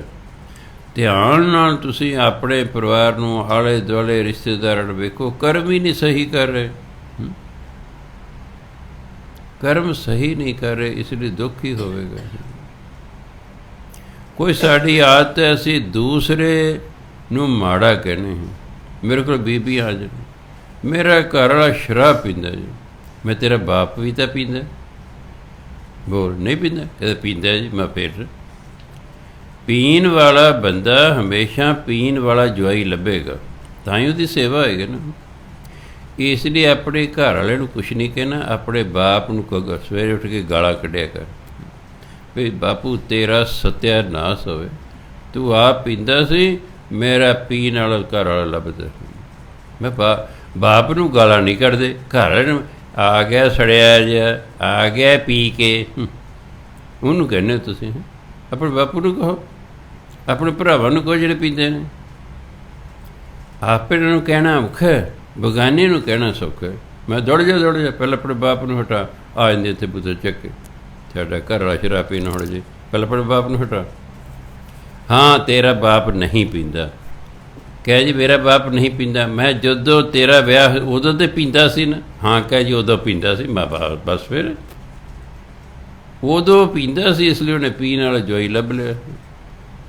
ਹੁਣ ਤੇਰੇ ਬਾਪ ਨੇ ਛੱਡਤੀ ਹੈ, ਮੈਂ ਪਾੜ ਦੇ ਦੇਣਾ, ਤੇਰੇ ਘਰ ਵਾਲੇ ਦੀ ਵੀ ਛੱਡਾ ਦੇਣਾ। ਇਹ ਤਾਂ ਕੋਈ ਵੱਡੀ ਗੱਲ ਨਹੀਂ ਹੈਗੀ ਵੀ ਛੋਟੀਆਂ ਮੋਟੀਆਂ ਗੱਲਾਂ ਪਿੱਛੇ ਨਾ ਲੜਿਆ ਕਰੋ, ਮੇਰੇ ਕੋਲ ਆ ਜਾ ਕਰੋ। ਇਹਦੇ ਤਾਂ ਹੱਲ ਹੈਗੇ, ਛਡਾ ਦਿਆਂਗੇ। ਚਿੜੇ ਨਸ਼ੇ ਕਰਦਾ, ਨਸ਼ੇ ਛੱਡਦਾ, ਸ਼ਰਾਬ ਪੀਂਦਾ, ਸ਼ਰਾਬ ਲੜਦਾ, ਤਾਂ ਹਟਾ ਦਿਆਂਗੇ। ਇਹ ਕਿਹੜੀ ਗੱਲ ਹੈ? ਪਰ ਮੈਂ ਪਹਿਲਾਂ ਪੁੱਛਦਾ, ਇਹ ਬੀਬੀ ਦਾ ਕਸੂਰ ਹੈ ਕਿ ਭਾਈ ਦਾ? ਅੱਜ ਬੀਬੀ ਦਾ ਕਸੂਰ ਹੈ। ਮੈਂ ਬੀਬੀ ਤੇਰਾ ਕਸੂਰ ਹੈ। ਫਿਰ ਵਿਚਾਰੀ ਢਿੱਲੀ ਜਿਹੀ ਹੁੰਦੀ ਹੈ। ਮੈਂ ਤਾਂ ਦੇਖੂ ਗੁਰੂ ਪੁੱਛਿਆ ਕਸੂਰ ਕਿੱਦਾਂ ਤੁਹਾਨੂੰ ਮੀਆਂ ਬੀਬੀ। ਸੋ ਇਸ ਲਈ ਪਹਿਲਾਂ ਆਪਣੀ ਪੀੜ੍ਹੀ ਹੇਠਾਂ ਸੋਟੀ ਫੇਰ ਲੈਣੀ ਚਾਹੀਦੀ ਹੈ, ਫਿਰ ਦੂਜੇ ਨੂੰ ਕਹੀਦਾ ਹੁੰਦਾ। ਐਵੇਂ ਘਰ ਨੂੰ ਛੋਟੀ ਛੋਟੀ ਗੱਲਾਂ 'ਤੇ ਨਰਕ ਨਹੀਂ ਬਣਾ ਲੈਣਾ ਚਾਹੀਦਾ। ਇੱਕ ਵਾਰੀ ਘਰ ਨਰਕ ਬਣਿਆ, ਉਹਨੂੰ ਸਵਰਗ 'ਚ ਬਦਲਣਾ ਬਹੁਤ ਮੁਸ਼ਕਿਲ ਹੁੰਦਾ, ਫਿੱਕ ਪੈ ਜਾਂਦੀ ਹੈ। ਮਨ 'ਚ ਇੱਕ ਵਾਰੀ ਫਿੱਕ ਪੈ ਜਾਏ ਨਾ, ਮੁੜ ਕੇ ਰਹਿਮਨ ਧਾਗਾ ਪ੍ਰੇਮ ਕਾ ਮਤ ਤੋੜੋ ਝਟਕਾਏ, ਟੂਟਾ ਹੁਆ ਨਾ ਮਿਲੇ, ਮਿਲੇ ਤਾਂ ਗਾਂਠ ਪੜ ਜਾਏ। ਧਾਗਾ ਟੁੱਟ ਗਿਆ ਪਿਆਰ ਦਾ, ਪਹਿਲਾਂ ਤਾਂ ਮਿਲਦਾ ਨਹੀਂ, ਜੇ ਮਿਲ ਗਿਆ ਤਾਂ ਫਿਰ ਦੋਨੋਂ ਧਾਗਿਆਂ 'ਚ ਗੰਢ ਪੈ ਗਈ ਨਾ, ਗਾਂਠ ਪੜ ਜਾਏ। ਉਹ ਗੱਲ ਪਹਿਲੀ ਗੱਲ ਨਹੀਂ ਬਣੇਗੀ, ਪਹਿਲੀ ਗੱਲ ਨਹੀਂ ਬਣੇਗੀ। ਸੋ ਇਸ ਲਈ ਕੋਸ਼ਿਸ਼ ਕਰਨੀ। ਸਿਆਣੇ ਕਹਿੰਦੇ ਨੇ ਜਾਂ ਤਾਂ ਢੋਲ ਗਲ 'ਚ ਨਾ ਪਾਓ, ਜੇ ਪਾ ਲਿਆ ਤਾਂ ਫਿਰ ਜਿੰਨਾ ਵਧੀਆ ਵੱਜਦਾ ਉਹਨਾਂ ਵਧੀਆ ਵਜਾਓ। ਹੁਣ ਲੈਣਾ ਤਾਂ ਹੈ ਨਹੀਂ ਕਿ ਪਾ ਲਿਆ ਗਲ। ਢੋਲ ਭਾ ਬੀਬੀ ਪਤਨੀ ਹੁਣ ਗਲ ਨਾ ਲਾ ਲਈ, ਗਲ ਢੋਲ ਪਾ ਲਿਆ। ਹੁਣ ਜਿੰਨਾ ਵਧੀਆ ਹੁੰਦਾ ਵਜਾਓ ਭਾਈ ਉਸ ਨੂੰ, ਤਾਂ ਜੋ ਆਵਾਜ਼ ਲੋਕਾਂ ਨੂੰ ਸੋਹਣੀ ਲੱਗੇ। ਹੁਣ ਤਾਂ ਪਾ ਹੀ ਲਿਆ, ਜਦੋਂ ਗਲ ਹੀ ਨਾ ਪਾਉਂਦੇ ਤਾਂ ਵੀ ਸੀ। ਸੋ ਸਿਆਣੇ ਜੋ ਕਹਿੰਦੇ ਨੇ ਉਹ ਠੀਕ ਕਹਿੰਦੇ ਹੁੰਦੇ ਨੇ। ਤਾਂ ਮੈਂ ਬੇਨਤੀ ਕਰਦਾ, ਭਜਨ ਬੰਦਗੀ ਲਈ ਘਰ ਦਾ ਮਾਹੌਲ ਬੜਾ ਸ਼ਾਂਤ ਚਾਹੀਦਾ। ਘਰ ਦਾ ਮਾਹੌਲ ਸ਼ਾਂਤ ਹੋ ਗਿਆ ਤਾਂ ਹੀ ਤੁਸੀਂ ਸ਼ਾਂਤ ਹੋਵੋਗੇ। ਜੇ ਤੁਸੀਂ ਸ਼ਾਂਤ ਹੋਵੋਗੇ ਤਾਂ ਹੀ ਭਜਨ ਬੰਦਗੀ ਹੋਏਗੀ ਨਾ। ਅਤੇ ਉੱਧਰ ਪੜ੍ਹੀ ਗਏ ਸਿਮਰੋ ਸਿਮਰ ਸਿਮਰ ਸੁਖ ਪਾਵ, ਸੜਿਆ ਜਾਲ ਰੋਜ਼ ਪੀ ਕੇ। ਫਿਰ ਅਗਲੀ ਲਾਈਨ ਪੜ੍ਹ ਲਈ, ਬੜਾ ਕਪੱਤਾ ਕਿੱਥੇ ਪੱਲੇ ਪੈ ਗਿਆ। ਕਿਵੇਂ ਮਨ ਜੁੜੇਗਾ? ਮਨ ਘਰ 'ਚ ਸ਼ਾਂਤੀ ਜ਼ਰੂਰੀ ਹੁੰਦੀ। ਕਈ ਵਾਰੀ ਆਖਰਕਾਰ ਇਹ ਰਿਸ਼ਤੇਦਾਰੀ ਐਸੀ ਨਹੀਂ ਹੈ। ਸਿਆਣੇ ਕਹਿੰਦੇ ਜਿੱਥੇ ਦੋ ਭਾਂਡੇ ਹੋਣਗੇ ਖੜਕਣਗੇ, ਉਹ ਟੁੱਟਣੇ ਨਹੀਂ ਚਾਹੀਦੇ। ਥੋੜ੍ਹੀ ਖੜਕ ਕੇ ਹਟ ਜਾਣਗੇ। ਤੂੰ ਮੈਂ ਘਰ 'ਚ ਮੀਆਂ ਬੀਬੀ ਕਰਦੇ, ਮੁੜ ਕੇ ਫਿਰ ਉਹ ਜਿਹੇ ਹੋਏ 5-7 ਮਿੰਟਾਂ ਬਾਅਦ। ਉਹਨੂੰ ਮਨ 'ਤੇ ਨਹੀਂ ਲਾ ਲੈਣਾ ਹੁੰਦਾ। ਇੱਕ ਬੋਲ ਰਿਹਾ ਦੂਜਾ ਚੁੱਪ ਕਰ ਜਾਓ। ਜਿਵੇਂ ਇੱਕ ਬੀਬੀ ਚਲੀ ਗਈ ਸਾਧੂ ਕਿਸੇ ਕੋਲ, ਜੀ ਮੇਰੀ ਸੱਸ ਬੜੀ ਲੜਾਕੀ ਹੈ। ਕਹਿੰਦੇ ਕੋਈ ਨਹੀਂ ਭਾਈ, ਉਹਨੂੰ ਲੜਨੋਂ ਆਪਾਂ ਹਟਾ ਦੇਣਾ। ਇਹ ਕਿਹੜੀ ਗੱਲ? ਉਹਨੂੰ ਇੱਕ ਤਵੀਤ ਦੇ ਤਾ। ਕਹਿੰਦੇ ਲੈ ਇਹਨੂੰ ਜੇਬ 'ਚ ਰੱਖਿਆ ਕਰ, ਜਦੋਂ ਤੇਰੀ ਸੱਸ ਲੜਨ ਲੱਗੇ ਨਾ ਦੰਦਾਂ ਹੇਠਾਂ ਦੇ ਲਿਆ ਕਰ, ਉਹ ਆਪੇ ਮਹੀਨੇ ਕੁ ਬਾਅਦ ਲੜਨੋਂ ਹਟ ਜਾਏਗੀ। ਉਹਨੇ ਇਸ ਤਰ੍ਹਾਂ ਹੀ ਕਰਨਾ। ਜੋ ਸੱਸ ਨੇ ਆਵਾ ਤਵਾ ਬੋਲਣ, ਦੰਦਾਂ ਹੇਠ ਦੇ, ਜੋ ਦੰਦਾਂ ਵਾਲੀ ਚੀਜ਼ ਦਿੱਤੀ ਆਪ ਨਹੀਂ ਬੋਲ ਹੁੰਦਾ। ਉਹਨਾਂ ਕੁਝ ਨੂੰਹ ਨੇ ਚੁੱਪ ਰਹਿਣਾ।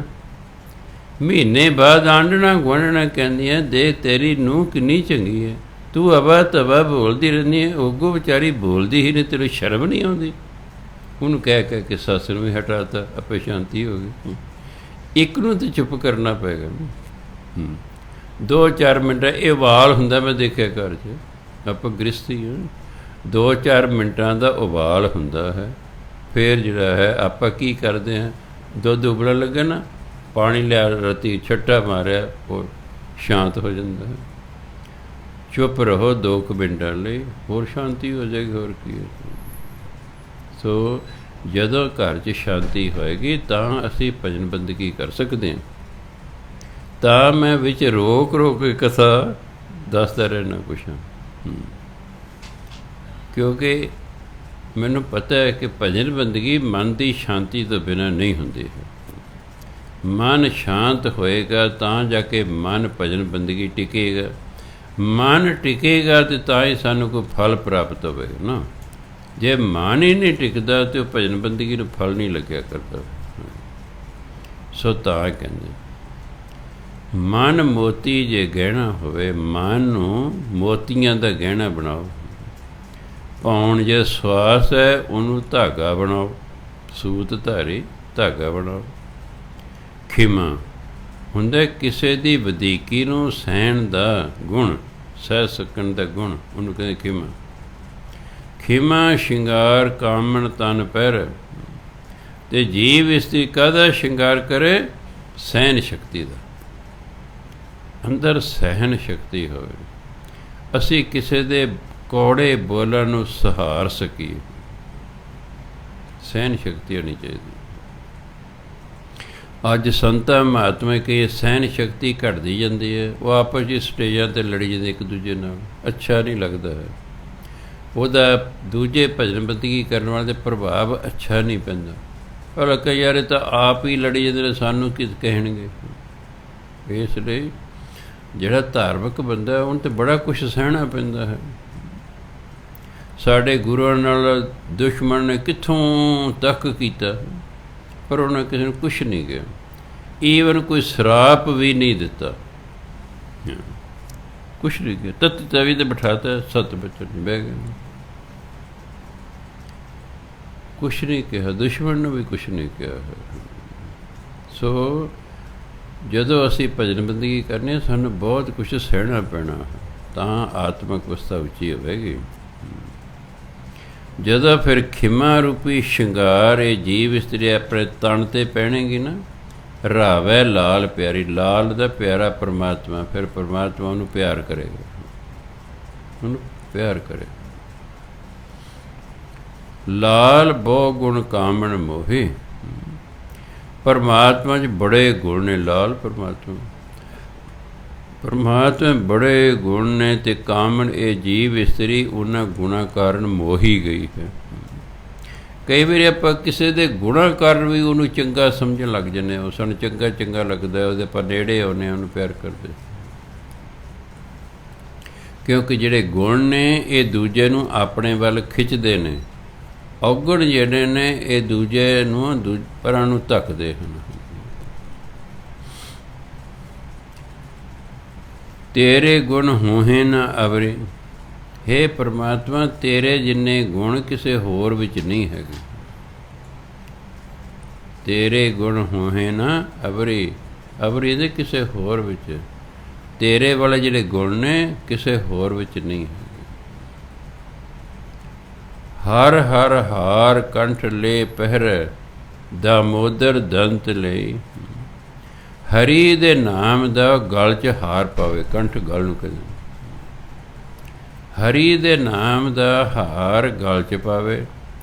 ਦਾਮੋਦਰ ਪਰਮਾਤਮਾ ਨੂੰ ਕਹਿੰਦੇ ਨੇ। ਦੰਤ ਹੁੰਦਾ ਦੰਦਾਸਾ, ਹੁਣ ਤਾਂ ਬੁੱਲ ਰੰਗਣ ਲਈ ਲਿਪਸਟਿਕ ਆ ਗਈ ਹੈ, ਪਹਿਲਾਂ ਬੁੱਲ ਰੰਗਣ ਦਾ ਬਹੁਤ ਸਮੇਂ ਤੋਂ ਰਿਵਾਜ਼ ਹੈ।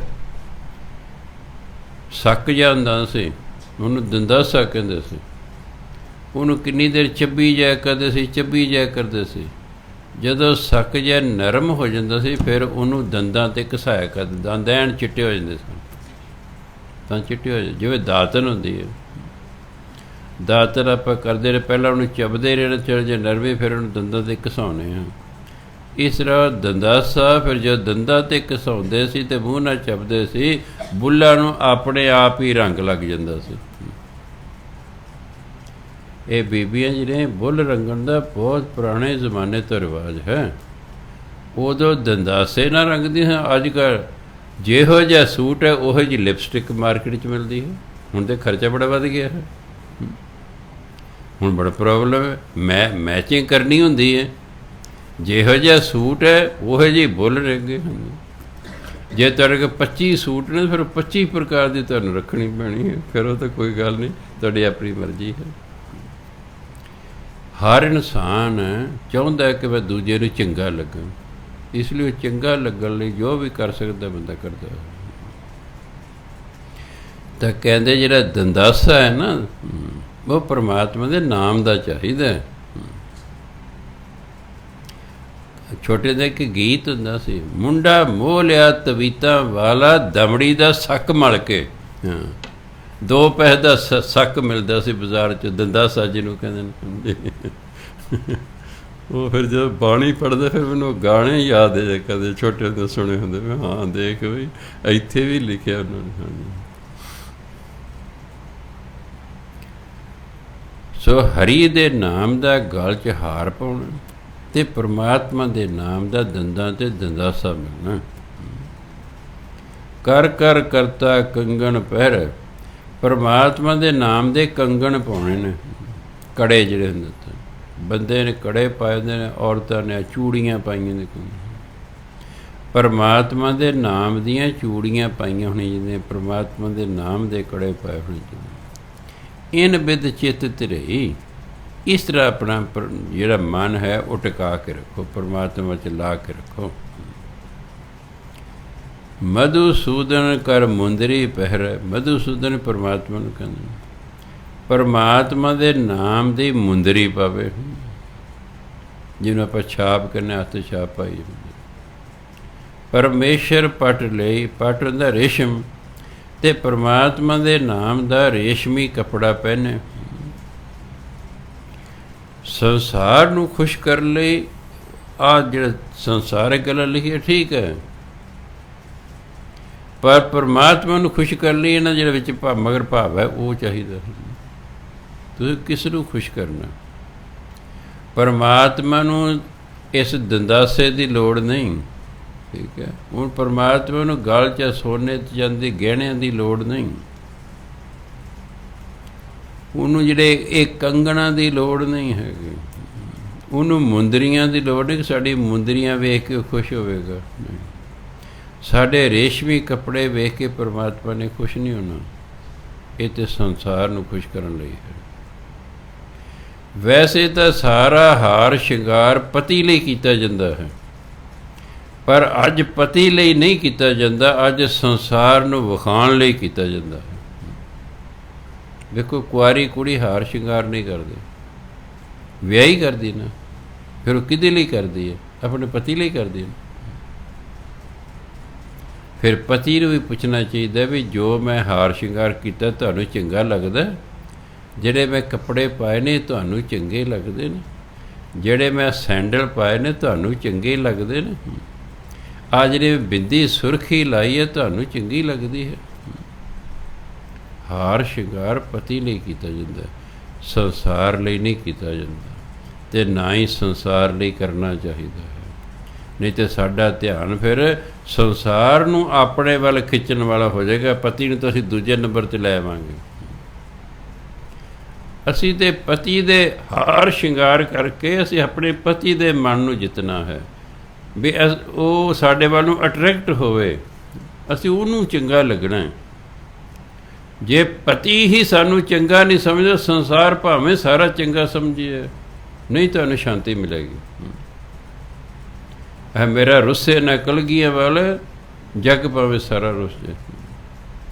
ਪਤੀ ਖੁਸ਼ ਹੈ, ਮੈਂ ਕਿਹਾ ਹੋਰ ਰਿਸ਼ਤੇਦਾਰ ਖੁਸ਼ ਹੋਵੇ ਨਾ ਹੋਵੇ ਕੋਈ ਪਰਵਾਹ ਨਹੀਂ ਕਰਨੀ ਚਾਹੀਦੀ। ਪਤੀ ਖੁਸ਼ ਹੈ ਬਸ ਗੱਲ ਕਰ, ਪਤੀ ਆਪਣੇ ਵੱਲ ਹੋਣਾ ਚਾਹੀਦਾ। ਨਨਾਣ ਦਰਾਣ ਜਠਾਣੀ ਜੋ ਕੋਈ ਉਹਨਾਂ ਦੀ ਕਿਸੇ ਦੀ ਕੋਈ ਪਰਵਾਹ ਨਹੀਂ ਕਰਨੀ ਚਾਹੀਦੀ, ਅਗਰ ਪਤੀ ਤੁਹਾਡੇ ਵੱਲ ਹੈ। ਅਗਰ ਪਤੀ ਹੀ ਤੁਹਾਡੇ ਵੱਲ ਨਹੀਂ ਤਾਂ ਕੋਈ ਗੱਲ ਨਹੀਂ ਬਣਨੀ, ਭਾਵੇਂ ਦੂਜੇ ਸਾਰੇ ਤੁਹਾਡੇ ਵੱਲ ਹੁਣ, ਤੁਹਾਨੂੰ ਮਨ ਨੂੰ ਸ਼ਾਂਤੀ ਨਹੀਂ ਮਿਲਣੀ। ਇਸੇ ਤਰ੍ਹਾਂ ਭਗਤ ਜਿਹੜਾ ਹੈ ਪਰਮਾਤਮਾ ਨੂੰ ਖੁਸ਼ ਕਰਨ ਲਈ ਸਾਰਾ ਕੁਛ ਕਰਦਾ ਹੈ। ਸੋ ਉਹ ਦੋਨੋਂ ਦੱਸੇ, ਇੱਕ ਸੰਸਾਰ ਨੂੰ ਖੁਸ਼ ਕਰਨ ਲਈ ਦੱਸਿਆ, ਇੱਕ ਪਰਮਾਤਮਾ ਨੂੰ ਖੁਸ਼ ਕਰਨ ਲਈ ਦੱਸਿਆ ਹੋਇਆ ਹੈ। ਧੀਰਜ ਧੜੀ ਬੰਧਾਵੇ ਕਾਮਨ, ਸ਼੍ਰੀ ਰੰਗ ਸੁਰਮਾ ਦੇ। ਧੜੀ ਬੰਧਾਵੇ ਹੁੰਦਾ ਆ ਵਾਲ ਜਿਹੜੇ ਗੁੰਦਦੇ ਨੇ। ਪਹਿਲਾਂ ਨਾ ਗੁੱਤ ਗੁੰਦਿਆ ਕਰਦੇ ਸਨ, ਅੱਜ ਕੱਲ੍ਹ ਤਾਂ ਉਂਝ ਖੁੱਲ੍ਹ ਛੱਡਣ ਦਾ ਰਿਵਾਜ ਹੋ ਗਿਆ। ਸਮੇਂ ਸਮੇਂ ਦੀ ਗੱਲ ਹੈ, ਸਮੇਂ ਨਾਲ ਬਹੁਤ ਕੁਛ ਬਦਲਦਾ ਹੈ। ਪਹਿਲਾਂ ਵਾਲ ਮੀਡੀਆਂ ਬਣਾਉਂਦੇ ਹੁੰਦੇ ਸਨ, ਘੁੱਟ ਘੁੱਟ ਕੇ ਵੀ ਤਾਂ ਜੋ ਵਾਲ ਖਿੰਡਣ ਨਾ, ਵਾਲ ਖਿੰਡਣ ਨਾ, ਉਹ ਗੁੰਦਿਆ ਕਰਦੇ ਸਨ। ਗੁੱਤ ਨੂੰ ਵੀ ਗੁੰਦਦੇ ਸਨ, ਹਾਂਜੀ, ਪਰਾਂਦਾ ਵੀ ਵਿੱਚ ਪਾਉਂਦੇ ਸਨ ਤਾਂ ਜੇ ਵਾਲ ਕਿਸੇ ਦੇ ਛੋਟੇ ਹੋਣ ਨਾ, ਪਰਾਂਦਾ ਪਾਉਣ ਨਾਲ ਢੱਕਿਆ ਜਾਂਦਾ। ਅਗਲਾ ਕਹਿੰਦਾ ਵੀ ਉਹ ਐਵੇਂ ਭੈੜੀ ਨਹੀਂ ਲੱਗਦੀ। ਹੁਣ ਜੇ ਵਾਲ ਛੋਟੇ ਛੋਟੇ ਨੇ ਮਗਰ ਗੁੱਤ ਕੀਤੀ ਹੋਈ ਹੈ, ਪਰਾਂਦਾ ਪਾਇਆ ਨਹੀਂ ਹੋਇਆ, ਉਹ ਨਹੀਂ ਸੋਹਣੀ ਲੱਗੀ ਛੋਟੀ ਗੁੱਤ। ਲੰਬੀ ਗੁੱਤ ਹੀ ਸੋਹਣੀ ਲੱਗਦੀ, ਇਸ ਲਈ ਪਰਾਂਦਾ ਚੱਲਿਆ ਸੀ। ਹਾਂਜੀ, ਇਹ ਤਾਂ ਹੈ ਸੰਸਾਰ ਲਈ, ਪਰ ਜਿਹੜਾ ਪਰਮਾਤਮਾ ਦੀ ਪ੍ਰਾਪਤੀ ਲਈ ਹੈ ਉਹਦੇ ਲਈ ਇਹਦੀ ਕੋਈ ਮਹਾਨਤਾ ਨਹੀਂ ਹੈ। ਧੀਰਜ ਉਹਦੇ ਲਈ ਕੀ ਚਾਹੀਦਾ? ਧੀਰਜ, ਧੀਰਜ ਰੂਪੀ ਧੜੀ ਬੰਨੇ ਹੋ। ਧੜੀ ਦਾ ਵਾਲਾਂ ਨੂੰ ਬੰਨਣਾ, ਵਾਲਾਂ ਨੂੰ ਗੁੰਦਣਾ। ਸ਼੍ਰੀ ਰੰਗ ਸੁਰਮਾ ਦੇ, ਸ਼੍ਰੀ ਰੰਗ ਦਾ ਪਰਮਾਤਮਾ, ਅਤੇ ਪਰਮਾਤਮਾ ਦੇ ਨਾਮ ਦਾ ਸੁਰਮਾ ਪਾਵੇ। ਅਸੀਂ ਤਾਂ ਪਤੀ ਜਾਂ ਲੋਕਾਂ ਨੂੰ ਖੁਸ਼ ਕਰ ਲਈ ਅੱਖਾਂ ਸੁਰਮਾ ਪਾਉਣੇ ਨੂੰ।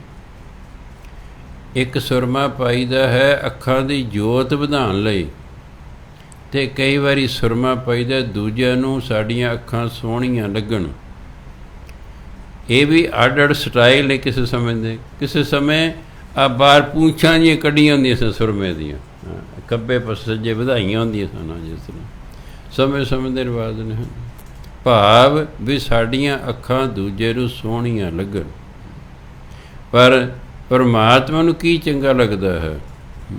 ਪਰਮਾਤਮਾ ਦੇ ਨਾਮ ਦਾ ਅੱਖਾਂ 'ਚ ਸੁਰਮਾ ਪਾਇਆ ਹੋਵੇ, ਸ਼੍ਰੀ ਰੰਗ ਪਰਮਾਤਮਾ ਨੂੰ ਕਹਿੰਦੇ।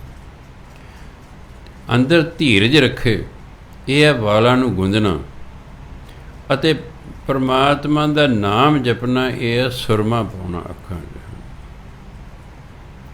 ਮਨ ਮੰਦਰ ਜੇ ਦੀਪਕ ਜਾਲੇ, ਇੱਕ ਤੇ ਬਾਹਰ ਦੀਵਾ ਜਗਾਉਣਾ ਹੈ, ਨਹੀਂ, ਮਨ ਦੇ ਵਿੱਚ ਗਿਆਨ ਦਾ ਦੀਵਾ ਜਗਾਉਣਾ ਹੈ।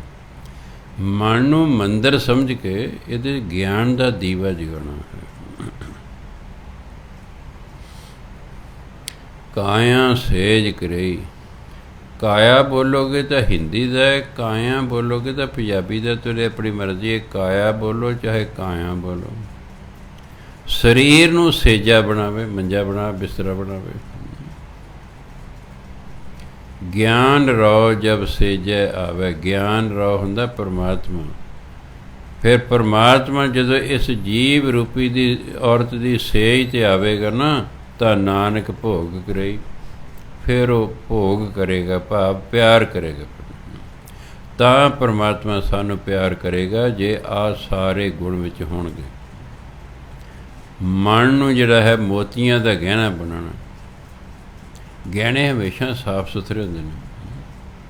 ਮਨ ਨੂੰ ਗਹਿਣਿਆਂ ਦੀ ਤਰ੍ਹਾਂ, ਸੋਨੇ ਦੀ ਤਰ੍ਹਾਂ ਸਾਫ ਸੁਥਰਾ ਰੱਖਣਾ। ਖਿਮਾ, ਅੰਦਰ ਸਹਿਣ ਸ਼ਕਤੀ ਹੋਣੀ ਚਾਹੀਦੀ, ਅੰਦਰ ਗੁਣ ਪੈਦਾ ਹੋਣੇ ਚਾਹੀਦੇ ਹਨ। ਪਰਮਾਤਮਾ ਦੇ ਨਾਮ ਦਾ ਗਲ 'ਚ ਹਾਰ ਪਾਇਆ ਹੋਣਾ ਚਾਹੀਦਾ। ਪਰਮਾਤਮਾ ਦੇ ਨਾਮ ਦਾ ਬੁੱਲ੍ਹਾਂ 'ਤੇ ਦੰਦਾਸਾ ਕੀਤਾ ਹੋਣਾ ਚਾਹੀਦਾ ਹੈ। ਪਰਮਾਤਮਾ ਦੇ ਨਾਮ ਦੇ ਹੀ ਕੰਗਣ ਪਾਏ ਹੋਣੇ ਚਾਹੀਦੇ ਨੇ। ਪਰਮਾਤਮਾ ਦੇ ਨਾਮ ਦੀ ਹੀ ਮੁੰਦਰੀ ਚਾਹੀਦੀ ਹੈ, ਅਤੇ ਪਰਮਾਤਮਾ ਦੇ ਨਾਮ ਨੂੰ ਹੀ ਰੇਸ਼ਮ ਬਣਾਉਣਾ ਹੈ। ਅੰਦਰ ਧੀਰਜ ਰੱਖਣਾ, ਇਹ ਵਾਲਾਂ ਨੂੰ ਗੁੰਦਣਾ ਹੈ, ਅਤੇ ਪਰਮਾਤਮਾ ਦੇ ਨਾਮ ਨੂੰ ਜਪਣਾ, ਇਸ ਅੱਖਾਂ 'ਚ ਸੁਰਮਾ ਪਾਉਣਾ ਹੈ। ਮਨ ਦੇ ਵਿੱਚ ਗਿਆਨ ਦਾ ਦੀਵਾ ਜਗਾਉਣਾ ਹੈ। ਆਪਣੇ ਸਰੀਰ ਨੂੰ ਪਤੀ ਦੀ ਸੇਜਾ ਬਣਾਉਣੀ ਹੈ। ਫਿਰ ਜਦੋਂ ਪਤੀ ਆਵੇਗਾ, ਫਿਰ ਇਸ ਸੇਜ 'ਤੇ ਉਹ ਬੈਠੇਗਾ, ਫਿਰ ਇਸ ਜੀਵ ਨੂੰ ਪਿਆਰ ਕਰੇਗਾ ਪਰਮਾਤਮਾ, ਫਿਰ ਸਾਨੂੰ ਪਿਆਰ ਕਰੇਗਾ ਜੇ ਆਹ ਗੁਣ ਸਾਡੇ ਵਿੱਚ ਹੋਣਗੇ। ਜਿਹੜੇ ਬਾਹਰੀ ਗੁਣ ਨੇ ਜਦੋਂ ਉਹ ਹੋਣਗੇ, ਫਿਰ ਪਤੀ ਪਿਆਰ ਕਰੇਗਾ। ਫਿਰ ਬਾਹਰਲੇ ਗੁਣਾਂ ਪਤੀ ਪਿਆਰ ਕਰਦਾ ਹੈ, ਜਿਹੜੇ ਅੰਦਰ ਗੁਣ ਨੇ ਉਹਨਾਂ ਨਾਲ ਫਿਰ ਪਰਮਾਤਮਾ ਪਿਆਰ ਕਰਦਾ ਹੈ। ਆਸਾ ਮਹਿਲਾ ਪਹਿਲਾ, ਕੀਤਾ ਹੋਵੇ ਕਰੇ ਕਰਾਇਆ, ਤਿਸ ਕਿਆ ਕਹੀਏ ਭਾਈ। ਕੀਤਾ ਜੋ ਪਰਮਾਤਮਾ ਦਾ ਬਣਾਇਆ ਹੋਇਆ, ਜਿਹੜਾ ਪਰਮਾਤਮਾ ਦਾ ਬਣਾਇਆ ਹੋਇਆ, ਸਾਨੂੰ ਪਰਮਾਤਮਾ ਨੇ ਬਣਾਇਆ ਹੈ, ਕਰੇ ਕਰਾਇਆ। ਪਰਮਾਤਮਾ ਸਾਡੇ ਤੋਂ ਜੋ ਮਰਜ਼ੀ ਕਰਵਾਉਂਦਾ ਹੈ, ਅਸੀਂ ਉਹੀ ਕਰਦੇ ਹਾਂ ਜੋ ਪਰਮਾਤਮਾ ਸਾਡੇ ਤੋਂ ਕਰਾਉਂਦਾ। ਦੇਖਣ ਨੂੰ ਐਂ ਲੱਗਦਾ ਅਸੀਂ ਕਰਦੇ ਹਾਂ, ਨਹੀਂ। ਚੰਗਾ ਮੰਦਾ ਧਰਮ ਕਹਿੰਦੇ, ਚੰਗਾ ਮੰਦਾ ਜੋ ਵੀ ਤੁਸੀਂ ਕਰ ਰਹੇ ਹੋ, ਤੁਹਾਡੇ ਤੋਂ ਪਰਮਾਤਮਾ ਕਰਾ ਰਿਹਾ, ਕਿਉਂਕਿ ਤੁਸੀਂ ਉਹਦੇ ਹੁਕਮ ਵਿੱਚ, ਉਹਦੇ ਹੁਕਮ ਤੋਂ ਬਾਹਰ ਤਾਂ ਹੈ ਨਹੀਂ। ਹੁਕਮ ਹੈ ਅੰਦਰ ਸਭ ਕੋ, ਬਾਹਰ ਹੁਕਮ ਨਾ ਕੋਈ, ਉਹਦੇ ਹੁਕਮ ਤੋਂ ਬਾਹਰ ਨਹੀਂ। ਜੋ ਕੁਛ ਵੀ ਚੰਗਾ ਮੰਦਾ ਸੰਸਾਰ 'ਚ ਹੋ ਰਿਹਾ, ਸਭ ਉਹਦੇ ਹੁਕਮ 'ਚ ਹੋ ਰਿਹਾ। ਇਸ ਲਈ ਤਿਸ ਕਿਆ ਕਹੀਏ ਭਾਈ। ਫਿਰ ਕਹਿੰਦੇ ਉਸ ਨੂੰ ਕੀ ਕਹਿਣਾ, ਉਹ ਤਾਂ ਜੋ ਕਰ ਰਿਹਾ ਹੈ ਉਹ ਪਰਮਾਤਮਾ ਉਸ ਤੋਂ ਕਰਵਾ ਰਿਹਾ ਹੈ। ਜੋ ਕੁਛ ਕਰਨਾ ਸੋ ਕਰ ਰਿਹਾ, ਕੀਤੇ ਕਿਆ ਚਤੁਰਾਈ। ਪਰਮਾਤਮਾ ਨੇ ਜੋ ਕਰਨਾ ਉਹ ਕਰ ਰਿਹਾ, ਅਤੇ ਕੀਤਾ ਹੋਇਆ ਉਹਦਾ ਮਨੁੱਖ ਇਹ ਕੀ ਚਤੁਰਾਈ ਕਰ ਸਕਦਾ ਹੈ ਵੀ ਮੈਂ ਕੀਤਾ ਜੀ। ਅਸੀਂ ਉਹੀ ਕੀਤਾ ਜੋ ਪਰਮਾਤਮਾ ਨੇ ਸਾਡੇ ਤੋਂ ਕਰਾਇਆ। ਅਸੀਂ ਆਪਣੀ ਦੇਖਣ ਨੂੰ ਅਸੀਂ ਆਪਣੀ ਮਰਜ਼ੀ ਕਰ ਰਹੇ ਹਾਂ, ਇਹ ਮਨ ਮਰਜ਼ੀ ਕਰਦਾ ਹੈ, ਨਹੀਂ। ਜੋ ਕੁਛ ਪਰਮਾਤਮਾ ਸਾਡੇ ਤੋਂ ਕਰਾ ਰਿਹਾ, ਇਨਸਾਨ ਉਹੀ ਕੁਛ ਹੀ ਕਰਦਾ। ਇਸ ਲਈ ਮੈਂ ਬੀਬੀਆਂ ਨੂੰ ਕਹਿਣਾ ਕਿ ਆਪਣੇ ਪਤੀ ਨਾਲ ਜਾਂ ਆਪਣੇ ਪੁੱਤਰ ਨਾਲ, ਜਿਹਨਾਂ ਜੋ ਵੀ ਨੇ, ਲੜਨ ਦੀ ਲੋੜ ਨਹੀਂ ਹੈਗੀ। ਜਿਤ ਜਿਤ ਲਾਵੋ ਤਿਤ ਤਿਤ ਲਗਨ। ਹੁਣ ਜਿਸ ਜਿਸ ਪਾਸੇ ਪਰਮਾਤਮਾ ਨੇ ਲਾਇਆ ਹੋਇਆ ਇਹ ਜੀਵ ਉਸੇ ਪਾਸੇ ਲੱਗਾ ਹੋਇਆ ਹੈ। ਸਾਡੇ ਲੜਨ ਨਾਲ, ਸਾਡੇ ਨੁਕਤਾਚੀਨੀ ਕਰਨ ਉਹਨੇ ਹਟ ਨਹੀਂ ਜਾਣਾ, ਕਿਉਂਕਿ ਉਹਨੇ ਲਾਇਆ ਹੋਇਆ। ਹੁਣ ਕੀਤਾ ਕੀ ਜਾਵੇ, ਉਹਨੂੰ ਹੀ ਜਿਹਨੇ ਲਾਇਆ ਉਹਨੂੰ ਹੀ ਕਹਿਣਾ। ਤੁਹਾਡਾ ਪਤੀ ਸ਼ਰਾਬ ਪੀਂਦਾ ਹੈ, ਉਹ ਲਿਖਾ ਕੇ ਲਿਆ ਵੀ ਇਹਨੇ 2 ਡਰਮ ਪੀਣੇ ਨੇ। ਕਈ ਬੜਾ ਬੜਾ ਲਿਖਾ, ਸਾਰੀ ਉਮਰ ਪੀਂਦੇ ਰਹਿੰਦੇ ਨੇ। ਹੁਣ ਉਹ ਲਾਇਆ ਤੇ ਪਰਮਾਤਮਾ ਨੇ ਹੈ ਉਸਨੂੰ, ਸਾਡੇ ਕਿਉਂ ਨੇ ਹਟਣਾ? ਕੋਈ ਨਹੀਂ, ਲਾਈ ਜਾਓ ਜਿਹੜਾ ਜ਼ੋਰ ਲਾਉਣਾ, ਰੋਈ ਜਾਓ, ਪਿੱਟੀ ਜਾਓ, ਲੜੀ ਜਾਓ, ਜੋ ਮਰਜ਼ੀ ਕਰੀ ਜਾਓ। ਮੈਂ 17-18 ਸਾਲਾਂ ਤੋਂ ਆਹੀ ਤਮਾਸ਼ਾ ਵੇਖਦਾ ਰਿਹਾ। ਮੈਂ ਦੇਖੋ ਬੀਬਾ ਮੇਰੀ ਗੱਲ ਸੁਣੋ, ਆਪਾਂ ਨੂੰ ਐਂ ਲੱਗਦਾ ਵੀ ਉਹ ਆਪਣੀ ਮਰਜ਼ੀ ਨਾਲ ਲੱਗਾ, ਅਸੀਂ ਆਪਣੀ ਮਰਜ਼ੀ ਨਾਲ ਨਹੀਂ ਲੱਗੇ। ਮੈਂ ਆਪਣੀ ਮਰਜ਼ੀ ਨਾਲ ਤੁਹਾਨੂੰ ਪਾਠ ਨਹੀਂ ਸਿਖਾਉਣ ਲੱਗਾ ਅਤੇ ਤੁਸੀਂ ਆਪਣੀ ਮਰਜ਼ੀ ਨਾਲ ਪਾਠ ਸਿੱਖਣ ਨਹੀਂ ਆਏ।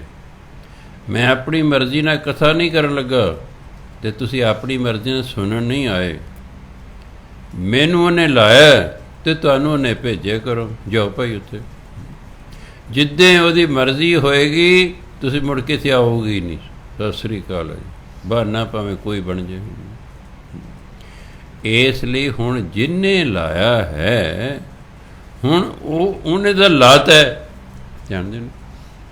ਉਹ ਕਹਿੰਦੇ ਮੈਂ ਤਾਂ ਲਾਤਾ, ਮੈਂ ਤਾਂ ਬਦਲਣਾ ਨਹੀਂ। ਹੁਣ ਕੀਤਾ ਕੀ ਜਾਵੇ। ਉਹ ਕਹਿੰਦੇ ਮੈਂ ਗੁਰੂ ਭੇਜ ਰਿਹਾ, ਸੰਸਾਰ 'ਤੇ ਸਾਧੂ ਭੇਜ ਰਿਹਾ। ਉਹ ਜੋ ਮੈਂ ਕਰ ਰਿਹਾ ਜੇ ਕੀਤਾ ਉਸ ਨੂੰ ਬਦਲ ਸਕਦਾ ਹੈ। ਮੈਂ ਬੀਬੀ ਪਰਮਾਤਮਾ ਨੇ ਲਾਤਾ ਤੇਰੇ ਪਤੀ ਨੂੰ ਪੀਣ, ਤੇਰੇ ਮੁੰਡੇ ਨੂੰ ਨਸ਼ਾ ਕਰਨ। ਠੀਕ ਹੈ, ਸੁਣ ਮੇਰੀ ਗੱਲ, ਇਹ ਤੇਰੀ ਟੋਕ ਟਕਾਈ ਨਾਲ ਨਹੀਂ ਹਟੇਗਾ। ਮੈਂ ਅੱਜ ਤੱਕ ਨਹੀਂ ਕਿਸੇ ਨੂੰ ਹਟਦੇ ਦੇਖਿਆ ਹੈ। ਪਰਮਾਤਮਾ ਨੇ ਇਹਨਾਂ ਨੂੰ ਲਾਇਆ ਹੈ, ਗੁਰੂ ਨੇ ਇਹਨਾਂ ਨੂੰ ਹਟਾਉਣਾ। ਅਸੀਂ ਤੈਨੂੰ ਦੇਵਾਂਗੇ ਬਾਣੀ। ਬਾਣੀ ਹੈਗਾ ਗੁਰੂ। ਬਾਣੀ ਦਾ ਪਾਠ ਕਰਕੇ ਉਹਨੂੰ ਜਲ ਪਿਲਾਈ ਜੇ, ਗੁਰੂ ਮਹਾਰਾਜ ਆਪੇ ਹੀ ਕਿਰਪਾ ਕਰ ਦੇਣਗੇ। ਕਿ ਗੁਰੂ ਸਮਰੱਥ ਨੇ, ਉਹ ਹਟਾ ਸਕਦੇ ਹਨ। ਉਹ ਆਪੇ ਮਹੀਨੇ 2 ਮਹੀਨੇ 'ਚ ਇਹਨੂੰ ਹਟਾ ਦੇਣਗੇ। ਤੈਨੂੰ ਲੋੜ ਹੀ ਨਹੀਂ ਤੂੰ ਮੈਂ ਕਰਨ ਦੀ, ਲੜਾਈ ਕਰਨ। ਸੋ ਇਸ ਲਈ ਤੁਹਾਡੇ ਟੋਕਣ ਨਾਲ ਕਿਸੇ ਨੇ ਨਹੀਂ ਹਟਣਾ। ਆਪਣੀ ਸਿਰ ਖਪਾਈ ਕਰੀ ਜਾਓਗੇ, ਕਲਪੀ ਜਾਓਗੇ, ਆਪਣਾ ਖੂਨ ਸੁਕਾਈ ਜਾਓਗੇ। ਉਹਨੂੰ ਬਾਣੀ ਨਾਲ ਹੀ ਹਟਾਉਣਾ ਬਸ ਆਪਾਂ ਨੂੰ। ਬਾਣੀ ਗੁਰੂ ਹੈ, ਫਿਰ ਆਪੇ ਗੁਰੂ ਮਾਰ ਕਿਰਪਾ। ਗੁਰੂ ਨੂੰ ਕੀ ਦੇਰ ਲੱਗਦੀ ਹੈ, ਉਹਦੇ ਅੰਦਰ ਘੁੰਡੀ ਹੀ ਬਦਲਣੀ ਹੈ ਬਸ। ਉਹਨੇ ਘੁੰਡੀ ਹੀ ਬਦਲਣੀ ਹੈ। ਚੱਲ ਉਹਦੀ ਬਦਲਾਂ, ਰਾਤੇ ਰਾਤ ਹੀ ਛੱਡ ਛਡਾ ਗਿਆ ਜੀ, ਸਵੇਰ ਨੂੰ ਵੈਸ਼ਨੂੰ ਹੋ ਗਿਆ। ਕਿੰਨੇ ਇਨਸਾਨ ਇੱਥੇ ਆ ਗਏ ਨੇ, ਸਭ ਕੁਝ ਛੱਡ ਛਡਾ ਕੇ। ਇਸ ਲਈ ਸਾਡੇ ਕੋਲੇ ਗੁਰੂ ਮਹਾਰਾਜ ਨੇ, ਗੁਰੂ ਮਹਾਰਾਜ ਨੂੰ ਕਹੋ ਸੱਚੇ ਪਾਤਸ਼ਾਹ ਇਸ ਤੇ ਇਹਨੂੰ ਛਡਾਓ। ਅਸੀਂ ਤੁਹਾਨੂੰ ਬਾਣੀ ਦੇਵਾਂਗੇ, ਤੁਸੀਂ ਉਹ ਬਾਣੀ ਪੜ੍ਹ ਕੇ ਪਾਣੀ ਘੋਲ ਕੇ ਪਿਲਾ ਦੇਣਾ ਬਸ। ਕੋਈ ਮਹੀਨੇ ਛੱਡ ਜਾਏਗਾ, 2 ਮਹੀਨੇ, ਕੋਈ 3 ਮਹੀਨੇ, ਹੌਲੇ ਸਭ ਛੱਡ ਜਾਣਾ। ਸੋ ਗੁਰੂ ਮਹਾਰਾਜ ਕਹਿੰਦੇ ਜੋ ਕੁਛ ਕਰਨਾ ਸੋ ਕਰ ਰਿਹਾ, ਕੀਤੇ ਕਿਆ ਚਿਤਰਾਈ। ਜੋ ਪਰਮਾਤਮਾ ਨੇ ਕਰਨਾ ਉਹ ਤੇ ਕਰ ਰਿਹਾ, ਤੇ ਕੀਤੇ ਹੋਏ ਪਾਵੇ ਮਨੁੱਖ ਦੇ ਅਤੇ ਕਿਹੜੀ ਚਿਤਰਾਈ, ਕਿਹੜੀ ਸਿਆਣਪ ਹੈ।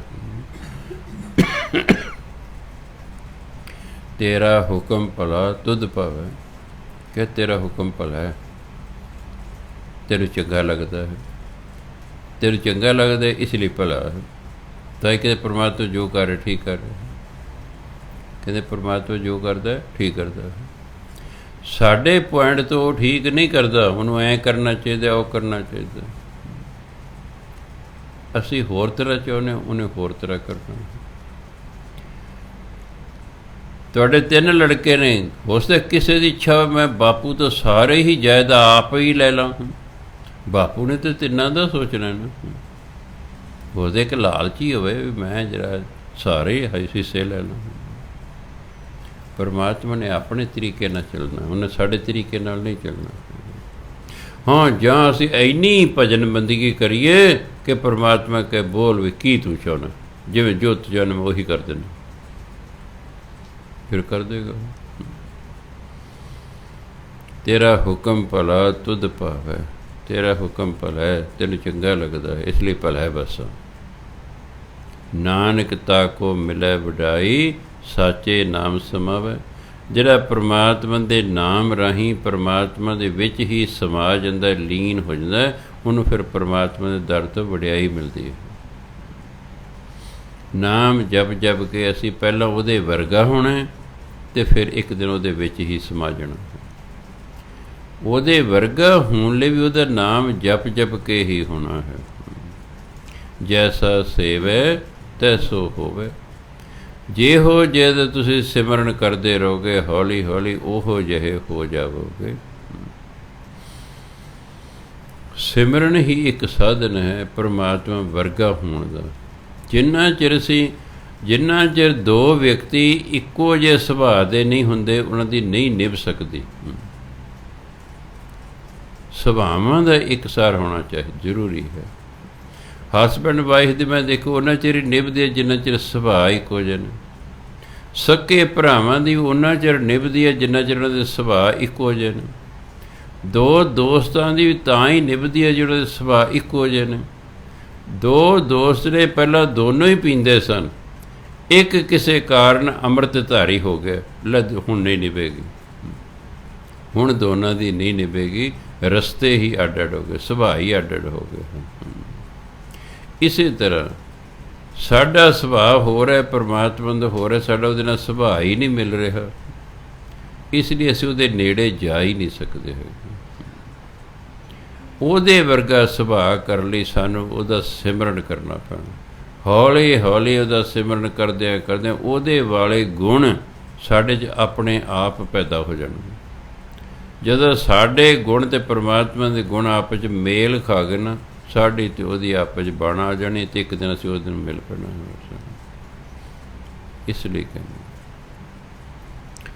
ਰਹਾਓ, ਕਿਰਤ ਪਿਆ ਪਰਵਾਣਾ ਲਿਖਿਆ, ਬਹੁੜ ਹੁਕਮ ਨਾ ਹੋਏ। ਕਿਰਤ ਜੋ ਅਸੀਂ ਕੰਮ ਕੀਤੇ ਨੇ, ਜੋ ਅਸੀਂ ਕੰਮ ਕੀਤੇ ਉਹ ਸਾਡੀ ਬਣ ਗਈ ਕਿਰਤ, ਅਤੇ ਕਿਰਤ ਦਾ ਫਿਰ ਪਰਵਾਣਾ ਲਿਖਿਆ ਗਿਆ ਹੈ ਕਿ ਇਹਨੇ ਆਹ ਕੰਮ ਕੀਤੇ, ਇਹਨੂੰ ਆਹ ਫਲ ਮਿਲਣਾ, ਭਾਵ ਉਹ ਬਣ ਗਈ ਸਾਡੀ ਕਿਸਮਤ। ਸਾਡੇ ਕੀਤੇ ਹੋਏ ਕਰਮ ਸਾਡੀ ਬਣ ਗਈ ਕਿਸਮਤ।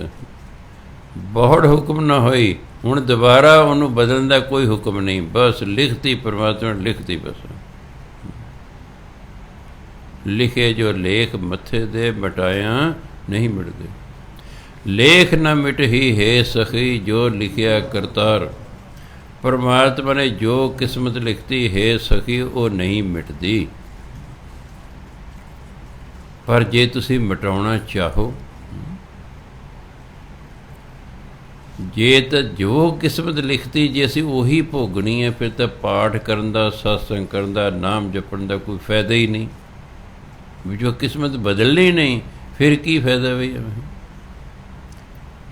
ਨਹੀਂ, ਪਰਮਾਤਮਾ ਕਹਿੰਦਾ ਮੈਂ ਤੁਹਾਡੀ ਕਿਸਮਤ ਲਿਖਤੀ, ਤੁਹਾਡੇ ਕਰਮ ਸਨ ਮੈਂ ਲਿਖਤੀ, ਪਰ ਕਿਉਂਕਿ ਤੁਹਾਨੂੰ ਮੈਂ ਪੈਦਾ ਕੀਤਾ, ਤੁਸੀਂ ਮੇਰੇ ਬੱਚੇ ਹੋ।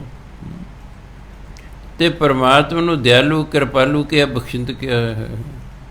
ਦਿਆਲੂ ਬੰਦਾ ਜਿਹੜਾ ਹੁੰਦਾ ਹੈ, ਉਹਨੂੰ ਫਿਰ ਤਰਸ ਵੀ ਆ ਜਾਂਦਾ ਹੈ। ਉਹ ਕਹਿੰਦੇ ਤੁਸੀਂ ਮੇਰੇ ਬੱਚੇ ਹੋ, ਤੁਸੀਂ ਪਿਛਲੇ ਜਨਮ ਜੋ ਕਰਮ ਕੀਤੇ ਮੈਂ ਤੁਹਾਡੀ ਕਿਸਮਤ ਲਿਖਤੀ, ਮੈਂ ਨਹੀਂ ਹੁਣ ਬਦਲਣੀ। ਹਾਂ, ਮੈਂ ਗੁਰੂ ਅਤੇ ਸਾਧੂ ਸੰਸਾਰ 'ਤੇ ਭੇਜ ਰਿਹਾ। ਅਗਰ ਤੁਸੀਂ ਆਪਣੀ ਕਿਸਮਤ ਬਦਲਣਾ ਚਾਹੁੰਦੇ ਹੋ ਤਾਂ ਜਾਂ ਗੁਰੂ ਨੂੰ ਮਿਲੋ ਜਾਂ ਕਿਸੇ ਸਾਧੂ ਨੂੰ ਮਿਲੋ, ਉਹ ਮੇਰੀ ਲਿਖਤ ਨੂੰ ਬਦਲ ਸਕਦਾ ਹੈ। ਅਤੇ ਸਾਡਾ ਗੁਰੂ ਹੈ ਬਾਣੀ। ਆਪਾਂ ਬਾਣੀ ਇਸ ਲਈ ਪੜ੍ਹਦੇ ਹਾਂ, ਨਾਮ ਇਸ ਲਈ ਜਪਦੇ ਕਿ ਅਸੀਂ ਆਪਣੀ ਮਾੜੀ ਕਿਸਮਤ ਨੂੰ ਬਦਲ ਸਕੀਏ। ਅਸੀਂ ਆਪਣੀ ਕਿਸਮਤ ਬਦਲ ਸਕਦੇ ਹਾਂ, ਪਰ ਜੇ ਭਜਨ ਬੰਦਗੀ ਨਹੀਂ ਕਰਾਂਗੇ ਤਾਂ ਫਿਰ ਜੋ ਲਿਖੀ ਹੈ ਉਸੇ ਤਰ੍ਹਾਂ ਭੋਗਣੀ ਪਏਗੀ। ਫਿਰ ਰੋਣ ਪਿੱਟਣ ਨਾਲ ਕਿਸਮਤ ਨਹੀਂ ਬਦਲਦੀ ਹੁੰਦੀ, ਇਹ ਤਾਂ ਭਜਨ ਬੰਦਗੀ ਕਰਕੇ ਹੀ ਬਦਲੇਗੀ। ਇਸ ਲਈ ਜਿੰਨਾ ਵੀ ਸਮਾਂ ਮਿਲੇ ਆਪਣਾ ਭਜਨ ਬੰਦਗੀ ਕਰੋ, ਤਾਂ ਜੋ ਸਾਡੀ ਬੈਡ ਲੱਕ ਤੋਂ ਹੌਲੀ ਹੌਲੀ ਗੁੱਡ ਲੱਕ ਹੋ ਜੇ, ਅਸੀਂ ਸੁਖੀ ਹੋ ਜਾਈਏ। ਹੁਣ ਪਿੱਛੇ ਜੋ ਹੋਣਾ ਉਹ 'ਤੇ ਗਿਆ ਹੋ, ਉਸ 'ਤੇ ਰੋਈ ਪਿੱਟੀ ਜਾਣ ਨਾਲ ਤਾਂ ਕੋਈ ਹੋਣਾ ਨਹੀਂ ਹੈ, ਨਾ ਕੋਈ ਦੂਜਿਆਂ ਨੂੰ ਦੋਸ਼ ਦੇਣ ਨਾਲ ਕੋਈ ਗੱਲ ਬਣਨੀ। ਹੁਣ ਤਾਂ ਭਜਨ ਬੰਦਗੀ ਕਰ ਕਰਕੇ ਹੀ ਅਸੀਂ ਆਪਣੀ ਕਿਸਮਤ ਅਤੇ ਦੂਸਰੇ ਦੀ ਕਿਸਮਤ ਨੂੰ ਬਦਲ ਸਕਦੇ ਹਾਂ। ਪਰਿਵਾਰ ਦਾ ਇੱਕ ਬੰਦਾ ਭਜਨ ਬੰਦਗੀ ਕਰਨ ਵਾਲੇ ਕਈਆਂ ਦਾ ਪਾਰ ਉਤਾਰਾ ਕਰ ਦਿੰਦਾ ਹੈ, ਕਈਆਂ ਦਾ ਪਾਰ ਉਤਾਰਾ ਕਰ ਦਿੰਦਾ। ਆਪ ਤਰੈ ਸਗਲੇ ਕੁਲ ਤਾਰੇ, ਆਪ ਵੀ ਤਰਦਾ, ਆਪਣੇ ਸਾਰੀਆਂ ਕੁਲਾਂ ਨੂੰ ਵੀ ਤਾਰ ਦਿੰਦਾ। ਪਰਿਵਾਰ 'ਚ ਇੱਕ ਵੀ ਬਹੁਤ ਹੈ ਜੇ ਭਜਨ ਬੰਦਗੀ ਕਰਨ ਵਾਲਾ ਹੈ। ਆਖਰਕਾਰ ਪਰਿਵਾਰ ਦਾ ਹੀ ਭਲਾ ਮੰਗੂਗਾ। ਇੰਨਾ ਸਵਾਰਥੀ ਦਾ ਨਹੀਂ ਜਿਹੜਾ ਆਪਣੇ ਹੀ ਭਲਾ ਮੰਗੇ ਅਤੇ ਆਪਣੇ ਬੱਚਿਆਂ ਦਾ ਜਾਂ ਆਪਣੀ ਘਰਵਾਲੀ ਦਾ ਜਾਂ ਆਪਣੇ ਭੈਣ ਭਰਾਵਾਂ ਦਾ ਨਾ ਮੰਗੇ, ਉਹ ਭਲਾ ਮੰਗੇਗਾ। ਅਤੇ ਕਿਉਂਕਿ ਉਹਦੀ ਕਮਾਈ ਬਹੁਤ ਹੈ, ਇਸ ਲਈ ਦੂਜੇ ਦਾ ਭਲਾ ਹੋ ਜਾਣਾ। ਕਿਸੇ ਹੋਰ ਕੋਈ ਨਹੀਂ ਤਾਂ ਲਿਖਿਆ ਕਿਰਤ ਪਿਆ ਪਰਵਾਣਾ ਲਿਖਿਆ, ਜੋ ਕੰਮ ਕੀਤੇ ਉਹ ਲਿਖੇ ਗਏ। ਬਹੁਤ ਹੁਕਮ ਨਾ ਕਿ ਦੁਬਾਰਾ ਨਹੀਂ ਪਰਮਾਤਮਾ ਹੁਕਮ ਕਰਨਾ ਵੀ ਹੁਣ ਐਂ ਕਰ ਲਓ ਅਤੇ ਉਹ ਕਰ ਲਓ, ਨਾ, ਉਹ ਤਾਂ ਲਿਖਤਾ ਬਸ। ਜੈਸਾ ਲਿਖਿਆ ਤੈਸਾ ਪੜ੍ਹਿਆ, ਜਿਹੋ ਜਿਹਾ ਲਿਖਿਆ ਗਿਆ ਬਸ ਉਹੇ ਜਿਹੀ ਵਾਪਰਨਾ। ਮੇਟ ਨਾ ਸਕੇ ਕੋਈ, ਨੂੰ ਕੋਈ ਮਿਟਾ ਨਹੀਂ ਸਕਦਾ। ਜੋ ਪਰਮਾਤਮਾ ਨੇ ਕਿਸਮਤ ਲਿਖਦੀ ਨਾ, ਉਹ ਉਸ ਤਰ੍ਹਾਂ ਫਿਰ ਭੋਗਣੀ ਪੈਣੀ, ਮਿਟਾਇਆ ਨਹੀਂ ਮਿਟਣੀ। ਉਹ ਤਾਂ ਇੱਕੋ ਹੀ ਸਾਧਨ ਹੈ, ਬਾਣੀ ਪੜ੍ਹੋ, ਨਾਮ ਜਪੋ, ਸਤਸੰਗ ਕਰੋ। ਇਹਦੇ ਨਾਲ ਤੁਸੀਂ ਆਪਣੀ ਕਿਸਮਤ ਬਦਲ ਸਕਦੇ ਹੋ। ਆ ਭਗਤਾਂ ਨੇ ਦੇਖੋ, ਸੰਤਾਂ ਮਹਾਤਮਾ ਨੇ ਭਜਨ ਬੰਦਗੀ ਕਰ ਕਰਕੇ ਕਿੱਥੇ ਦਾ ਕਿੱਥੇ ਹੋ ਗਏ ਨਾ। ਭਗਤ ਰਦਾਸ ਦਾ ਆਪ ਕਹਿੰਦੇ ਨੇ ਕਿ ਮੈਂ ਤਾਂ ਚਿਮਿਆਰ ਹਾਂ। ਉਹਨੂੰ ਕਿੰਨੀ ਵਾਰ ਲਿਖਿਆ, ਕਹਿੰਦੇ ਉਹ ਪੰਡਿਤ ਜਿਹੜੇ ਮੇਰੇ ਪਰਛਾਵੇਂ ਤੋਂ ਵੀ ਡਰਦੇ ਸਨ ਵੀ ਚਿਮਿਆਰ ਦਾ ਪਰਛਾਵਾਂ ਸਾਡੇ 'ਤੇ ਨਾ ਪੈ ਜੇ, ਕਹਿੰਦੇ ਉਹ ਵੱਡੇ ਵੱਡੇ ਵਿਪਰ, ਉਹ ਵੱਡੇ ਵੱਡੇ ਪੰਡਿਤ ਹੁਣ ਮੈਨੂੰ ਡੰਡੌਤ ਕਰਦੇ। ਆਖਰਕਾਰ ਉਹੀ ਬੰਦਾ ਤਾਂ ਉਹੀ ਹੈ, ਪਰ ਇੰਨੀ ਭਜਨ ਬੰਦਗੀ ਕੀਤੀ ਕਿ ਪਰਮਾਤਮਾ ਖੁਸ਼ ਹੋ ਗਿਆ। ਪਰਮਾਤਮਾ ਦੇ ਖੁਸ਼ ਹੋਣ ਨਾਲ ਸਾਰਾ ਸੰਸਾਰ ਹੀ ਆਦਰ ਮਾਣ ਸਤਿਕਾਰ ਕਰਨ ਲੱਗ ਪਿਆ। ਭਜਨ ਬੰਦਗੀ ਕਰ ਕਰਕੇ ਉਹਨਾਂ ਨੇ ਆਪਣੀ ਕਿਸਮਤ ਬਦਲ ਲਈ ਅਤੇ ਦੂਜੇ ਤੋਂ ਪ੍ਰੇਰਨਾ ਮਿਲਦੀ ਹੈ। ਪੰਚਮ ਪਾਤਸ਼ਾਹ ਆਪਣੇ ਸ਼ਬਦ ਕਹਿੰਦੇ ਬਈ ਨਾਮਦੇਵ ਨੇ ਨਾਮ ਜਪ ਜਪ ਕੇ ਪਰਮਾਤਮਾ ਦੀ ਪ੍ਰਾਪਤੀ ਕਰ ਲਈ।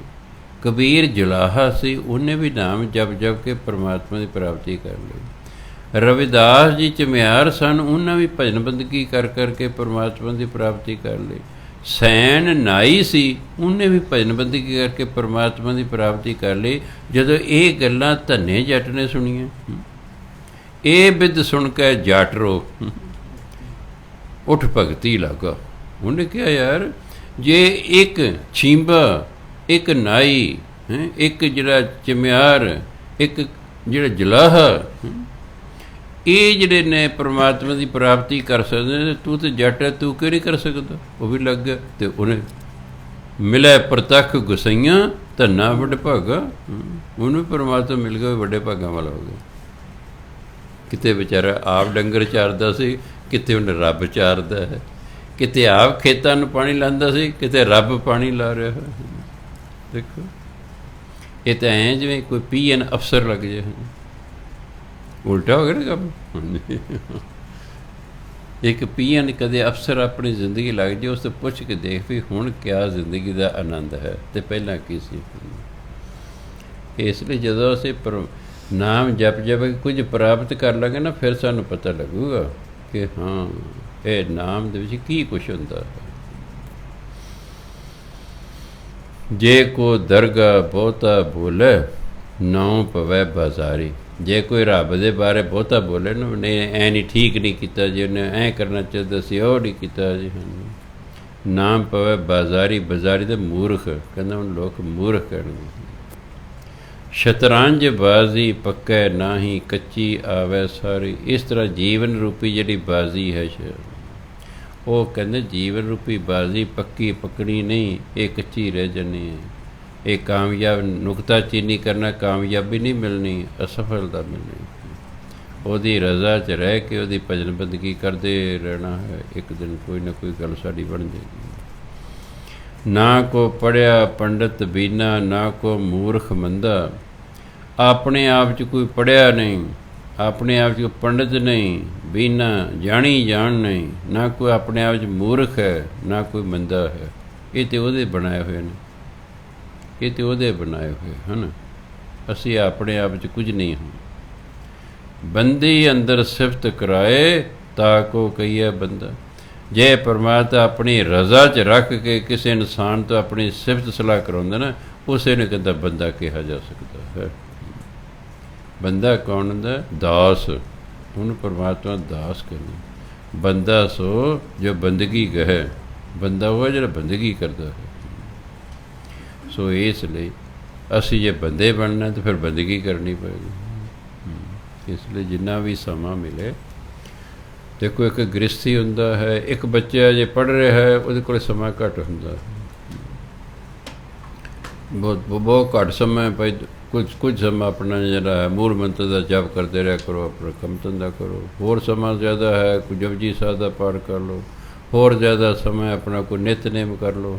ਹੋਰ ਸਮਾਂ ਸਿਮਰਨ ਕਰ ਲਓ। ਜਿਵੇਂ ਜਿੰਨਾ ਕੁ ਸਮਾਂ ਮਿਲੇ ਇਸ ਪਾਸੇ ਜ਼ਰੂਰ ਲਾਉਣਾ ਹੈ, ਕਿਉਂਕਿ ਅਸੀਂ ਇਸ ਕੰਮ ਆਏ ਹੋਏ ਹਾਂ। ਵਾਹਿਗੁਰੂ ਜੀ ਕਾ ਖਾਲਸਾ, ਵਾਹਿਗੁਰੂ ਜੀ ਕੀ